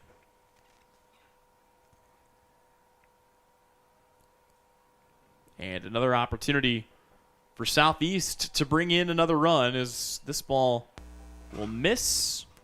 And the count goes to 2-0. And these are the situations that we've kind of talked about that have kind of hurt Southeast from time to time. These 2-out hits. right? Finding a gap and being able to score a run. Potacek waiting on his pitch. That was not it, as it misses up and in, and it's another outside the zone. And with how good the Sacred Heart defense is, you would think, right, just attack the zone. Mm-hmm. I mean, even if they put it in play, you trust your defense. They've already made some spectacular plays today. Yep. As Potacek will watch that for a called strike. But again, the bat was going to stay on the shoulder the whole way for that pitch. And that's a great point, with as good as their defense is, because that's so true. Just let your defense work behind you. This ball called strike. Potacek will take 2 in a row. And Evan Watkins will move up into scoring position. So 2 more insurance runs in scoring position, a 3-2 count. The payoff pitch to Potacek is hit out to center. Coming in on the slide and gloving it is Maddox Wells. And that will take us to the 4th inning, or the home half of it at least. Southeast loads the bases but cannot score. We go to the home half of the 4th. Still a 4-1 lead for SES here on the Salina Post Sports Network. Congratulations, you're having a little girl. At that moment, everything changed. Our hopes and dreams for ourselves were instantly replaced by our hopes and dreams for her. We got life insurance policies from Shelter Insurance, so that regardless of what life throws at us, we'll still be able to provide the world to her. Shelter Life Insurance Company, Columbia, Missouri. Hey, Salina, come see us at the Kelly Kitchener Agency near the intersection of Cloud and Ohio. We want to be your Salina, Kansas insurance agent. The Bennington State Bank proudly supports local sports and wants each student to know that their hard work and talent is noticed and appreciated. At Bennington State Bank, they care about local communities and are committed to fostering long-term relationships through the delivery of excellent customer service, integrity, and fairness. From helping local businesses to supporting community youth and nonprofits to helping you purchase your dream home or invest in your future, Bennington State Bank is here to help. Give them a call to experience exceptional banking with hometown service. Bennington State Bank, your trusted hometown bank. Member FDIC. Southeast of Saline will head back out with Tiernan Potacek ready for another inning of work. He'll face Kason Ivey, Noah Hines, and Leo Nieradong. And save for the 1 run that came in on a walk and an error, there has not been much to find for Sacred Heart. A single back in the 1st inning, an infield single in the 3rd, and both of them belong to Luke Coland. The rest of the team hitless so far for Sacred Heart. With Tiernan on the mound and confidence that he's had it, I mean, he's throwing really well, and he's got a lot of confidence, and the defense is working behind him. Well, you should fire whoever's responsible for trying to turn your mic up in between innings. I know, right? It's been a rough performance out of that guy. Yeah. Ivy, who grounded out to first, his first time up, will lead things off here for the Knights, who are looking to find that second time through magic that they had back in the opener of this doubleheader set. If you missed it, it was a 4-3 win for Sacred Heart. Southeast of Saline got the early 2-0 lead. Sacred Heart immediately came back and tied it. They took the lead in the 6th. Southeast extended it in the 7th. And then a walk-off single by Maddox Wells allowed the Knights to take the opening victory. So they've now won at least 3 in a row over Southeast, dating back to their doubleheader sweep last season, as the 2-0 is in there for a called strike. And in many ways, Sacred Heart has been Southeast's white whale in baseball and men's basketball. Mm-hmm. It's just been the sport that the Knights have kind of climbed to the top and claimed and never really relinquished in that regard. Yeah, and you're exactly right, and especially in the last, 2-3 years. Mm-hmm. I mean, they've really been a thorn in Southeast side, and although we've had some performances that were good, they just weren't good enough to beat them. I feel confident saying this as somebody that covers all the teams in the league except for Beloit and now Lyons and Republic County, as this ball's chopped foul down the line. If you were to take Sacred Heart, revisionist history, and just remove them from existence over the last 6 years, I think Southeast of Saline would have more than 75% of the NCAA league titles. Yeah, I would agree with you. Because they've consistently been the second-best baseball team and the second-best boys basketball team in the league. Beloit's had a couple of good runs. You've seen Ellsworth do some good things as that ball is off the hand of the first baseman, Lilly, who laid out. He almost made an amazing play. Case and Ivy are going to have a single here. That's just the 3rd hit of the day for Sacred Heart, and it comes from the leadoff spot with Noah Hines at the plate. Yeah, and I mean, that just goes to show you, too, that, we're 15 miles apart, and the dominance of, both clubs at some point in given time in the last 10 years has been pretty special for both sides. I mean, because there was about a 4-year stretch where Southeast kind of dominated basketball. It's another sack bunt, the third of the day. And it will be fielded cleanly by Potacek, who for a lefty has made that look pretty routine all 3 times. And every time they've done it, like I said, Tiernan has allowed them to give themselves up and made the play, and let's get an out, and then, then you go attack the next batter. And, I think, we were talking, about, schools that had combined and stuff like that. You talk about a baseball, basketball, even, football program. I mean, the kids that would be combined if we ever, put everything together, I mean, that would be it would be tough to beat at anything. Yeah, I mean, you can make the case for a lot of different combinations or mergers or whatever you want to do, but yeah, I mean, thinking about these two playing together in really any set of sports, I mean, it would be a heck of a thing to witness. Yeah. Because we always talked about it with South and Central, because there was talks in the 90s that supposedly they were going to combine and this and that. We were going to go to 6A. And chopper to short. Gilpin bobbles it. The throw to first, not in time. So another infield single, this time for Leo Niradong. And here comes Brady Wells, the pitcher of record, with a chance potentially to help his team whittle away at this 3-run lead. Yeah, but we had talked if in the 90s, 80s, 90s, and probably 2000s that if South and Central had ever been combined for that long a period, they probably would have won probably 25 state titles. Yeah, I mean, at the 5A level, though, you could probably make that case about a lot of combinations of schools. You get a lot of talent coming through the pools there, and that's, I think, what makes these two all the more impressive. Sacred Heart's a 2A school southeast of Saline, has consistently been one of the smallest 3A programs in the classification. They've kind of floated around between the 2A, 3A line. As the first pitch here, the runner goes. They will throw to second. It is cut off, and they're lucky that Case and Ivy didn't try to test it and come home, because that would have been a good throw to score on. Yep. Niradong is up to second with a stolen base, and all of a sudden the tying run is at the plate for the Knights. There's only one away in the inning, and Brady Wells has a chance to chip away at this lead.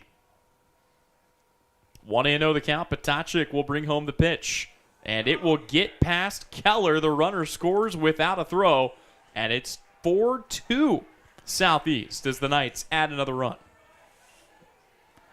And that's kind of the thing that we were talking about. If you're Southeast, you've got to clean stuff up. You got to clean stuff up. You can't allow Sacred Heart to creep back in and take all the momentum that you've had. This ball fouled away. Both runs that have come in to score have been the result in a roundabout way or in a direct way of a wild pitch or a passed ball. Yeah. Hines moved up to third on a wild pitch. He came in to score on the air. He would not have been on third had there not been that, and then a strikeout and a ground out would have ended the inning. And there, a passed ball brings Ivy in to score. And all of a sudden, without the aid of a single RBI, Sacred Heart finds themselves down by just 2 runs. Potacek's next pitch, big cut, comes up empty, and the count even at 2-2. And for Southeast, the best case scenario here would be a strikeout to get Doyle Marshall up and a chance to get yourself out of the inning still up by 2. 2-2 from Potacek. Misses up and away, and the count goes full here on Brady Wells. Wells still hunting his first hit of the day. He reached base for the first time back on that error that brought in the run in the second inning. And here waves at a pitch well outside. That is strike 3. It is strikeout number 3 for Potacek, and here comes Doyle Marshall, the last hope for the Knights to scratch across another run in the inning. And that's a huge strikeout for Tiernan because, one, it's ball 4, but he chases. And so, there again, these are the guys that you don't want to walk and give free passes. You want them to put it in play. Speaking of putting it in play, this ball is hit up. Heinrich comes in. He has to make a diving catch, and that will get the Trojans out of the inning. Sacred Heart does add 1, but Heinrich avoids them making it 2. And it's a 4-2 ball game as we go to the visitors' 5th here on the Salina Post Sports Network. When does normal acute pain become abnormal chronic pain? Chronic pain can be one of two types, nociceptive and neuropathic. Each type differs based on what causes it, what it feels like, and what treatments may relieve it. Neuropathic pain can often be managed by a therapy called neurostimulation or spinal cord stimulation. If you suffer from chronic pain, ask your primary care physician for a referral to the Salina Pain Clinic. Our pain specialist will discuss the right options to manage your pain. Online at salinapainclinic.org. Insurance is something we all need in our business, home, car, and life. But do you really understand what's covered? And most importantly, what you are paying for? Hi, this is Rob Carlson in the Salina office of Smart Insurance. Change is good, especially if you haven't looked at your insurance policy lately. I can help you understand what you need and where the gaps are in your coverage. We provide free quotes and take pride in looking out for you. Smart Insurance, with locations in Salina, Abilene, and Harrington. Give us a call today. We go to inning number 5. Southeast still clinging to a 2-run lead here in game number 2 of this doubleheader, looking to avenge a loss in game number 1. And for the Trojans, they will bring the bottom third of the order to the plate. Trevor Keller, Ben Heinrich, and Kason Bertrand. But these three guys did some good damage back in the first game of this doubleheader for SES. Yep, they absolutely did. And we'll see if they can get something rolling and roll the lineup over to the top. SES did all their damage in this game. Back in the second inning, they scored 4 runs, all earned on 5 hits. Other than that inning, though, they have 1 hit for the game. They've got a couple of base runners aboard, but it's been walks, it's been fielders' choices, it's been a plunked hitter here and there. And they would love to find a way to get here to Brady Wells and his 7.5 ERA, which is plummeting fast. Well, and it's just staying aggressive at the plate. 0-2 misses high. You know, I mean, you just can't watch good pitches go by. I mean, you got to be able to barrel them up when they're there. It's kind of a tough catch-22, though, right now with Wells because you want to be aggressive, but as Keller gets a little too aggressive and strikes out, you also don't want to give him anything extra because you know that he's given more free passes than what he has strikeouts on the year. So you want to make him come to you, but you're right. Whenever you do see that good pitch, you want to try to barrel it up and make something of it. Well, because what ends up happening is he does have a really good hook. So then, you know, or a changeup. So now you're going after those pitches that, you know, potentially you struggle with a little bit, but that fastball, you know, belt high, you got to be able to drive it. 1-0 on the way. Fastball misses up. Boy, it does kind of just get to the crux of the life of a batter at any level, right? Okay, so make sure that you're patient, but not too patient. Yeah. Stay aggressive, but don't be too aggressive. Make sure that you know, swing at anything that's close, but don't chase anything that's not. And, you know, it just throw the fastball, the changeup, the curveball, the slider. You're probably looking at guys that throw 3 to 4 pitches against good defenses as well. Yeah. As that'll be in there for a called strike, and the count goes to 2-2. I've been impressed with what Wells has had to offer in this game. He has looked better than his numbers. He has a chance to improve his numbers here. Yeah. And you also wonder how inflated that could have been by the Concordia games. Yep. As the 2-2, ooh, close. They'll say it just missed, and the count is full. Here to Ben Heinrich. Heinrich today, 0 for 2, a strikeout and a ground out. Payoff pitch is popped up. This one falling in the outfield, charging in and making the catch is Maddox Wells, and it's 2 down for Southeast for Kason Bertrand. Yeah, it's funny how, you know, the mental aspect of baseball can really get you down because there really is. There's a mental aspect, you know, at the plate early in the game versus late in the game versus, you know, if you're winning versus if you're losing, you know.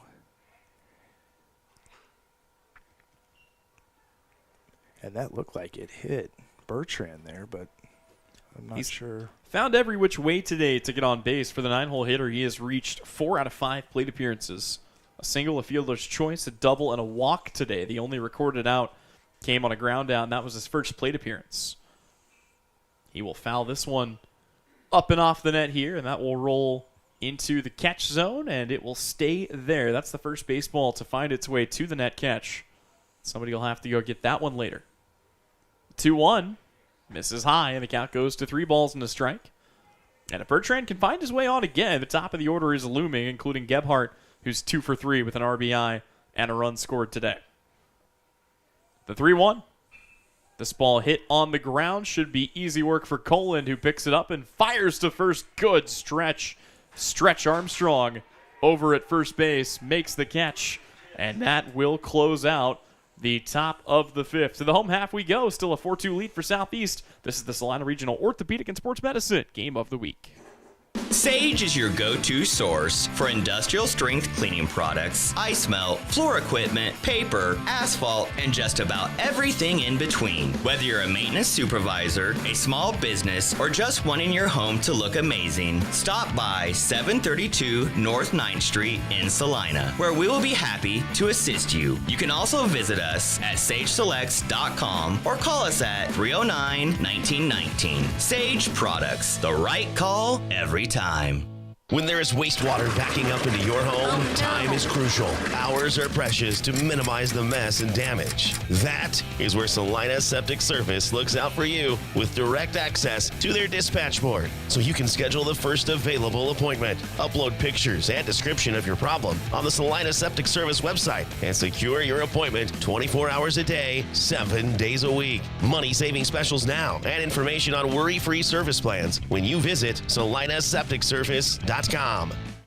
Sacred Heart back up to bat here as we go to the fifth inning. The home half, it'll be Luke Coland after Graham Armstrong and then Maddox Wells. Boy, I picked the most confusing way to say that. It'll be Graham Armstrong, Luke Coland, and Maddox Wells. You're 3-2 up to lead off the inning here for Sacred Heart. We knew what you meant. 3 guys are going to grab a bat. Yep. Who are they? You figure it out. Yeah. Tiernan Potachik's first pitch. Good. Bunt laid down. That's going to stay fair. Keller picks it up. Throws to first. It's behind the batter. And they got him. My goodness. I don't know how Keller made that throw. I don't know how Lilly made that snag. But they are going to get Armstrong on a perfectly laid down, just deadening bunt. And, you know, the crazy thing is that sun, the way that sun goes down, everything on the right side is just blinded right now. So here comes the toughest batter in the order, at least today, in Luke Coland. He's 2 for 2. He's the only guy who's reached base in both at bats, and he will foul the first pitch 5-hole on Keller to fall behind 0-1. Coland has had a good day. I mean, let's be honest, Coland has had a good season. Yeah. Both with the glove on his hand and with the bat in his hand. He was 2 for 4 with a triple, a single, and a run scored back in game number 1. Potachik picks it up, fires to first. It's not there. Boy, that was a heck of an effort there, and a good stop, if nothing else, by Lyric Lilly over at first, because, I mean, the way that was thrown, there was a solid chance it was going to end up rolling to that bullpen. Yeah, and there again, it's probably Tiernan just trying to make a play there, and he probably was there. I personally, I'd probably let that ball go and see if it doesn't roll foul and we redo it again. But, I mean, it was a heck of a throw off his back foot. That is the second infield single of the game for Luke Coland. It's the third infield single of the game for Sacred Heart. The Knights do not have an extra base hit yet. They have 5 singles, all of them, or 3 of them, as I mentioned before, of the infield variety. Maddox Wells has grabbed a bat. He is 0 for 2 with a pair of ground outs so far. One of those being a sacrifice bunt back in the first, and you wonder the way they've been playing if they might try the sac bunt again.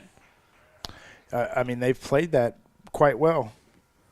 They have successfully laid down a sac bunt 3 different times today, and the sac bunt has netted them both of their runs. Mm-hmm. So the small ball has worked. They have enough innings to keep playing that game, although there's already 1 out in the inning, and with the heart of the order due up, say you let these guys swing away at this point in the game. Yeah, I think you're right. I think you swing away here and try to manufacture something through a big hit, a double, something like that. Potachik checks the runner back to first. He's already picked off 1 guy today, and it's another pitch that's going to get by Keller. A wild pitch allows Coland to advance, and there have been a few similarities, right, in the way that Sacred Hearts manufactured their runs. Both runs were bunted to second on a sac bunt, and then both runs advanced on at least 1 wild pitch. Yep. And this is fitting that mold so far. Maddox Wells trying to make something happen here for his Knights. They're down by 2 here in the 5th. Good amount of baseball left to be played, but the sun's starting to set both literally and on this game. Potachik's looked good from the bump so far, looking to continue this performance. And a shot ball down the first base line, but foul. We'll keep it even at 2-2. I mean, you got to have some real strength to get jammed that far in and still be able to hit that ball that hard. I mean, that's a tough job. I certainly do. By the way, it looks like it's Ty Kniper who drew the short straw today, the freshman on foul ball duty for Southeast of Saline. Hey, somebody's got to do it. That's right. 2-2. Close, but no cigar. Well, that's one of those things where, I get on TV or somebody might say my name and I'll go get that foul ball. Might as well, Yeah. And that's what I was saying earlier about these young guys buying into it just being a process. Willing to do whatever it takes for the teams. Foul ball down the line. You may be wondering, why'd you get so excited about a foul ball down the line? Was that Coach Douglas over there who almost made that catch? Maybe not. Somebody tried to track that down. Boy, not every day you see a fan going back there by the fence trying to make a play, but hey, I'll give it to him. Put him on SportsCenter. Yeah, there you go.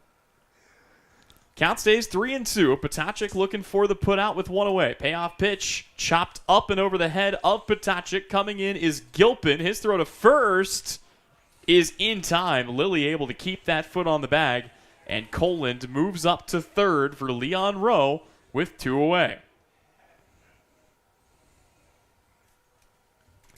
I know you try to be as impartial as you can when he's your son, but I got to say, Lyric has made some really good stops over at first base today, more than you would typically ask out of a 3A high school first baseman. Yeah, no, and I think, he's worked really, really hard on it. It's something he played first base early on in his kind of career, and then we kind of moved him around, and then he's kind of been back there now the last couple of years, and he takes it serious, and, you can always see that he's always stretching. He's always trying to get as further out as he can, and he just does a real solid job. Leon Rowe has been fantastic all season, although he's been held in check today. He's 0 for 2 here in this game, game 2 of the doubleheader. Back in game number 1, he drove in 2 runs, but he was 1 for 3, had the RBI double, and the other RBI came on a ground out. Here, got to find a way to get this down somewhere to score that 3rd run, as he will foul the 0-2 pitch off, and we'll do it again.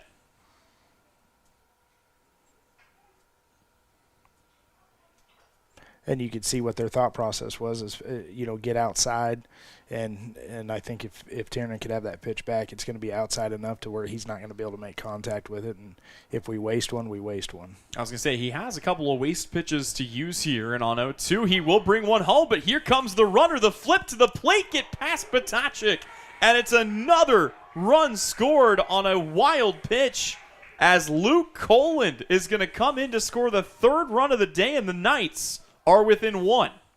And I don't know, I could be wrong, but I think in that situation there, I think Keller, if he grabs that ball and goes back to the plate, there may be a chance there better than throwing it. And it's tough, right, Yeah. on the 1-2, because you don't want to risk diving in head first. You don't want to risk that. Absolutely. You're always taught that, but I'm with you. I think at that point you almost have to make it a race to the bag and just stick that glove out. Because that took a really good ricochet off the concrete there coming back to Keller.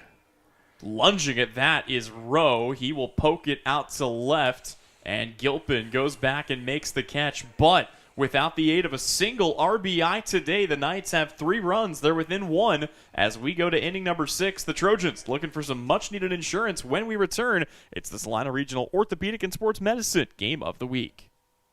Your next visit to the doctor for an upcoming procedure or surgery should start with a conversation about Salina Surgical Hospital. Hi, this is Geraldine Diedrich, and we are truly committed to fostering your health and well-being. From outpatient procedures to inpatient stays, you will feel the difference in our excellent care and compassion. Talk to your doctor about scheduling your next procedure at Salina Surgical Hospital. Your surgical experience is our specialty. Salina Surgical Hospital is partially owned by a group of local, community-involved physicians.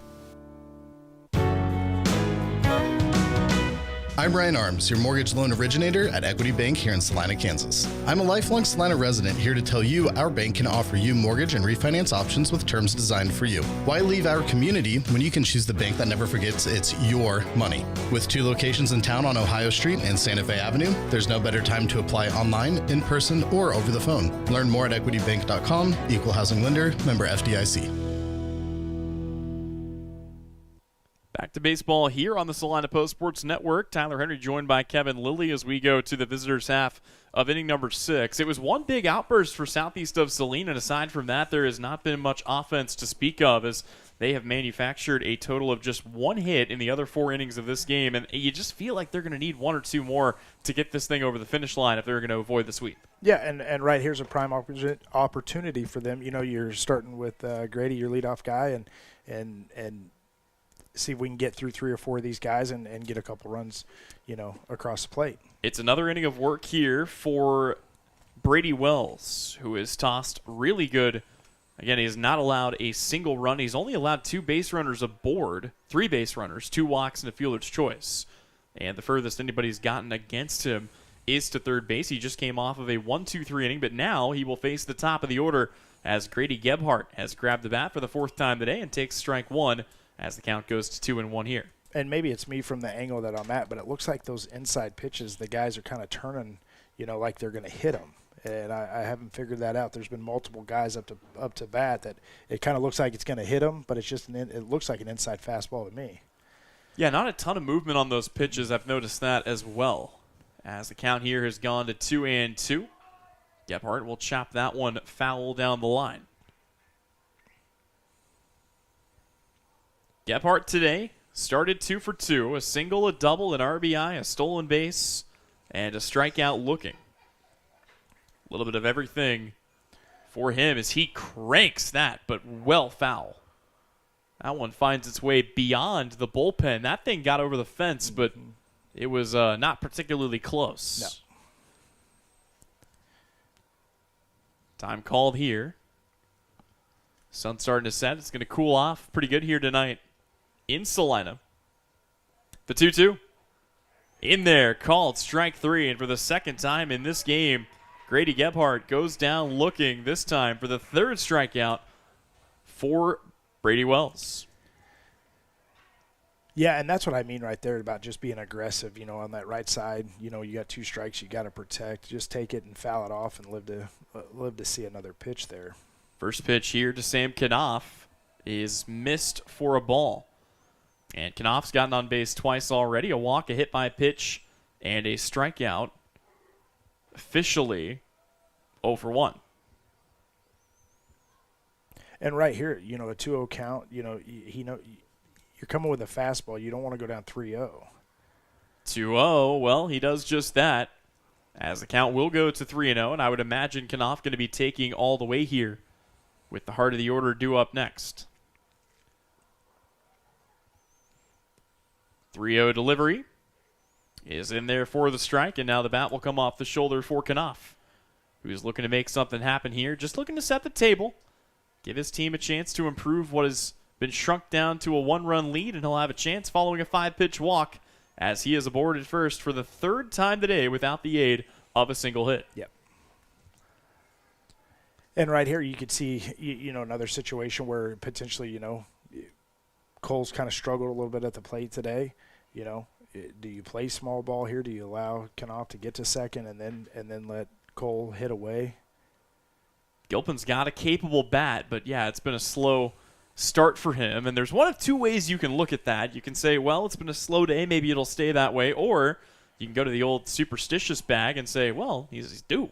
He's due for a big hit. Yep, absolutely. Quick pickoff move back to first, nothing doing there. Well, and back in the day, you had to use 15 different bats. If you're in a slump, man, it was. And then once you got the right bat and everything lined up right, and you finally got out of that slump, you never went away from that bat till the next slump. Gotta love how superstitious baseball players are. It's one of the most fantastic parts of the game. There are just so many of them. I mean, I think that's what's so fun about the game of baseball and stuff like that. Whether you don't touch the chalk lines, baseball bat, I have 1 glove, no glove. Big swing and a miss for strike 2. Good throw to second. Not even a slide for Knopf. That was awkward, and he is thrown out. That's the first put out by Rowe, and the base paths are empty with 2 away now. Remember the 2013 Royals before they made those big, deep runs into the playoffs and picked up that 2015 World Series? They had the rally sauce, spewing barbecue sauce. Yep. And in what other sport do you celebrate a win by just dousing your teammate in barbecue sauce? And I think that's what makes baseball so fun. Yes.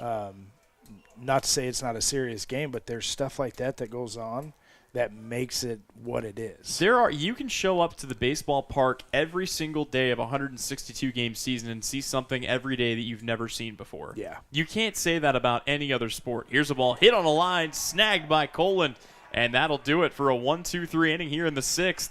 We go to the home half. Sacred Heart, they've put together 3 runs to come back. Can they complete it? We'll find out when we return on the Salina Post Sports Network.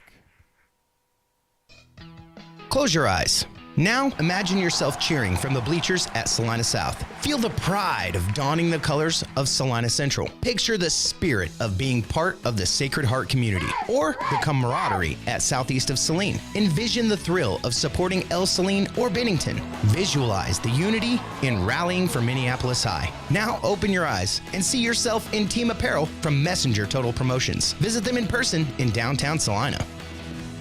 Are you ready to make a meaningful impact? Join our professional healthcare team at Salina Regional Health Center. We're seeking dedicated individuals who are eager to provide exceptional care to our community. Our growing organization offers competitive pay, comprehensive benefits, and opportunities for growth. We are committed to supporting you in your career. If you're ready to join a team that values compassion, teamwork, and outstanding patient care, apply now at srhc.com or reach out to me, Tess Madro, in Human Resources. Great careers start here. Salina Regional Health Center, we take care of you so you can care for others.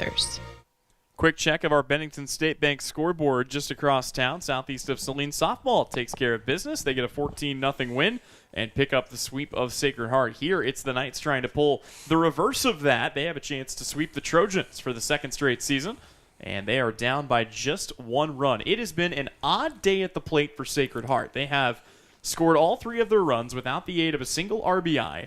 Both guys, 2 of the guys that scored singled, the other walked. All 3 were advanced to second on a sac bunt, advanced at least 1 more base on a wild pitch. 2 scored on a wild pitch, another came in on an error. So it's not like they've been smacking the cover off the ball, but Southeast used up a lot of their hits back in the big 4-run outburst in the 2nd, and since then they have just 1 hit to speak of. Here's a ball taken down the line, drifting, and unable to get there is Nicholson. And it's the heart of the order due up here. Case and Ivy, Noah Hines, and Leo Niradong for the Knights.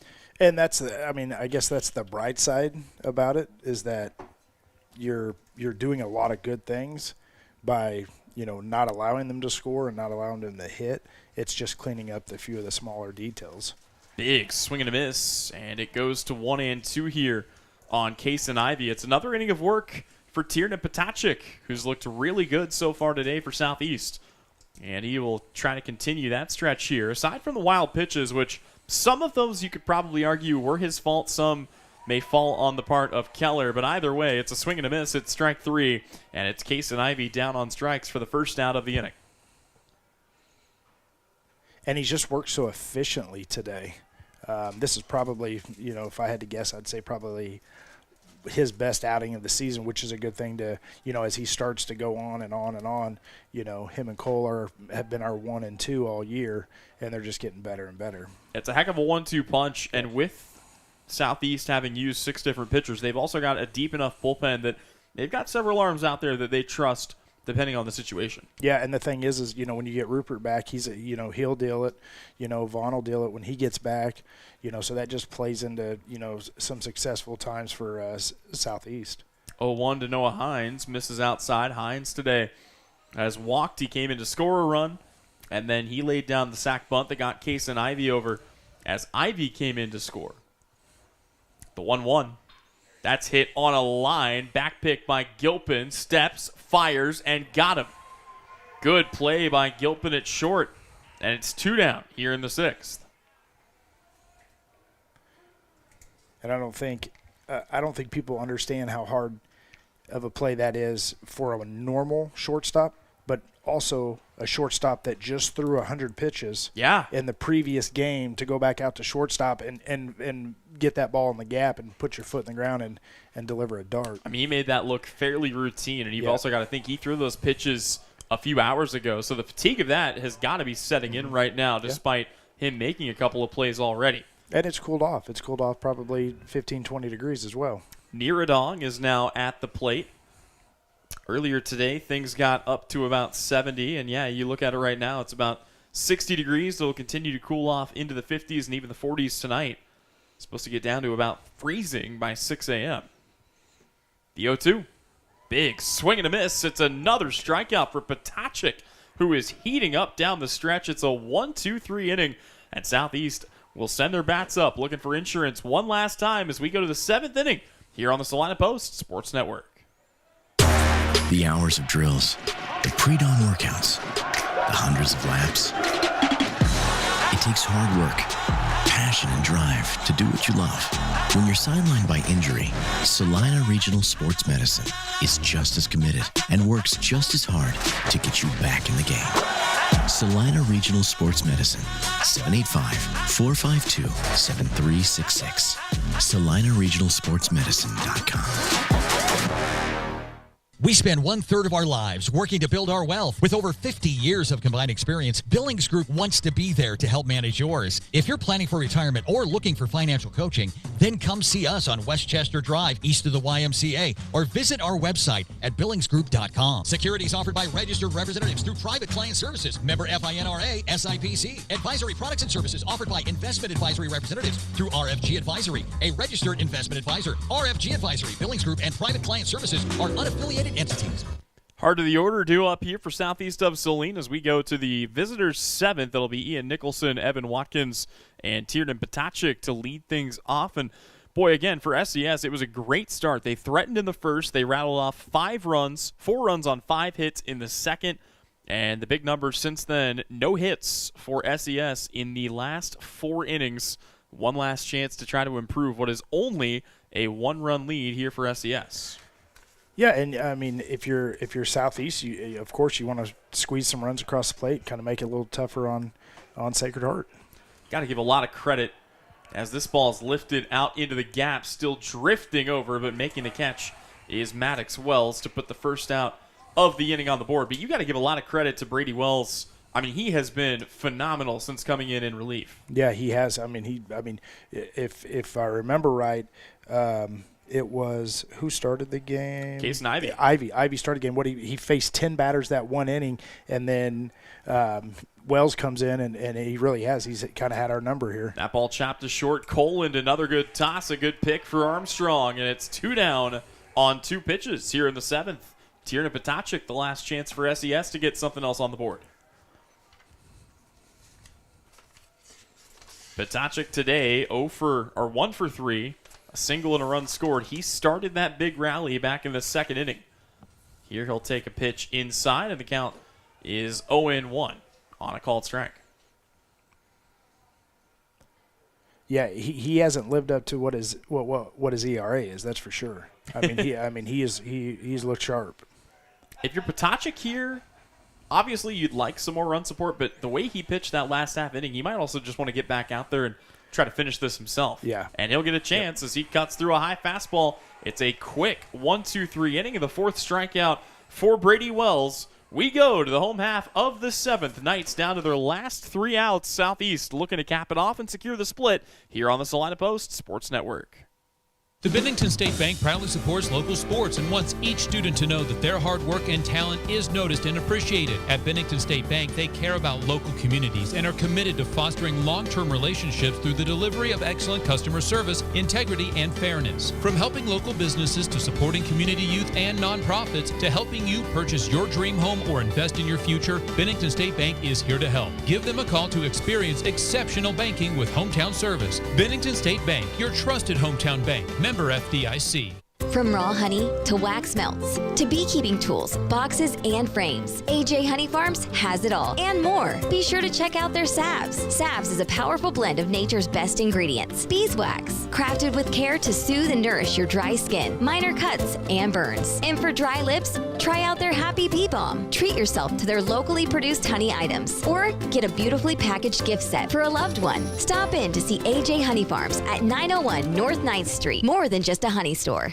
We go to the home half of inning number 7, Southeast of Saline, looking to wrap up a split after falling on a walk-off in game number 1. The Knights would love to walk it off again here if they could, and they will have the bottom third of the order up to try to make it happen. Brady Wells, Doyle Marshall, and Graham Armstrong represent the last hope here for Sacred Heart. Tiernan Potacek up around 90 pitches, looking to cap off what would be a complete game effort. And this was where we were at in that first game. At the end of the game, it was the bottom of their order that got everything started for them that allowed that comeback to happen. But there again, we can't give free passes. We've got to be able to pitch to them, pitch to contact. So far in this game, the bottom third of the order has reached base just once, and it was Brady Wells who was able to advance on an error. That brought Noah Hines in to score the first run of the game. I know I mentioned it before, but Sacred Heart has managed to stay within one here without the aid of a single RBI. But they have not needed it to keep this close. And on 0-2, Wells trying to avoid striking out for what would be the second time today. And that's such a crazy stat. No RBIs and scored 3 runs. They got 1 in the second, they got 1 in the fourth, and they got 1 more in the fifth. They're looking for at least 1 here to tie it up. A lazy dribbler, though, comes right back to Potacek, and his throw to first is in time for the first out of the 7th. Potacek has gotten better as this game has gone on. He had just 2 strikeouts through the first 3 innings. He's got 4 through the last 3 innings. And he has recorded 3 of the last 4 outs himself. Well, and he just hasn't minded, when they want to play small ball. Marshall down the corner, picked up by Nicholson. Throw to first in time, 2 away. And the Trojans 1 out away from wrapping this up. Yeah, I mean, they just Tiernan has taken what they've given him as well. If you want to bunt, I'm going to allow you to bunt. I'm going to limit the walks that I give you and the free passes and hit batters and stuff like that. And listen, when you don't put people on for free, doesn't cost them anything, doesn't cost you nothing. And they don't come around and score on you. And that's been, really it, right? Potacek only 1 walk in this game. He has not hit anybody. Mm-hmm. And that is a welcome change of pace from the first game of this series where Southeast of Saline walked 5 and plunked 2. Yeah. So 7 free passes issued in game number 1. Only 1 here. And a called strike that'll bring some moans and groans from the Sacred Heart crowd. Honestly, I got to say, too, we have not mentioned the umpiring once today. Umpires and offensive linemen, if you're not talking about them, they're doing their job. Yeah. I mean, this crew has been really good, I think, so far today. Yeah, I can't remember a bad call or even the strike zone has been right there the whole both games. 2-1 to Graham Armstrong. Big swing and a miss. He was trying to tie that up. Wanted to launch that all 355 feet down into the alley, but the count goes to 2-2, and Tiernan Potacek is 1 strike away from wrapping up a complete game victory. The 2-2. That ball hit to third, picked up by Nicholson. The throw to first is in time, and Southeast of Saline will come back and swipe game 2. They secure the split over the Sacred Heart Knights. Remember, the Knights walked off game number 1 by a final of 4-3. SES comes back, and they get game 2 by the exact same score. These 2 teams split, and with that, Southeast of Saline will move to 6-4 on the year. Sacred Heart will fall to 5-4. Both of these teams with a split in conference play. That puts SES at 3-1 in league play. It puts Sacred Heart at 4-2. That'll wrap it up for us. But remember, we will be back on Thursday when the Southeast of Saline softball team heads to Chapman to take on the Lady Irish. And then we'll be back again on Friday as South and Central battle it out on the softball diamond. All of those games right here on Salina Post as part of our Salina Regional Orthopedic and Sports Medicine Game of the Week.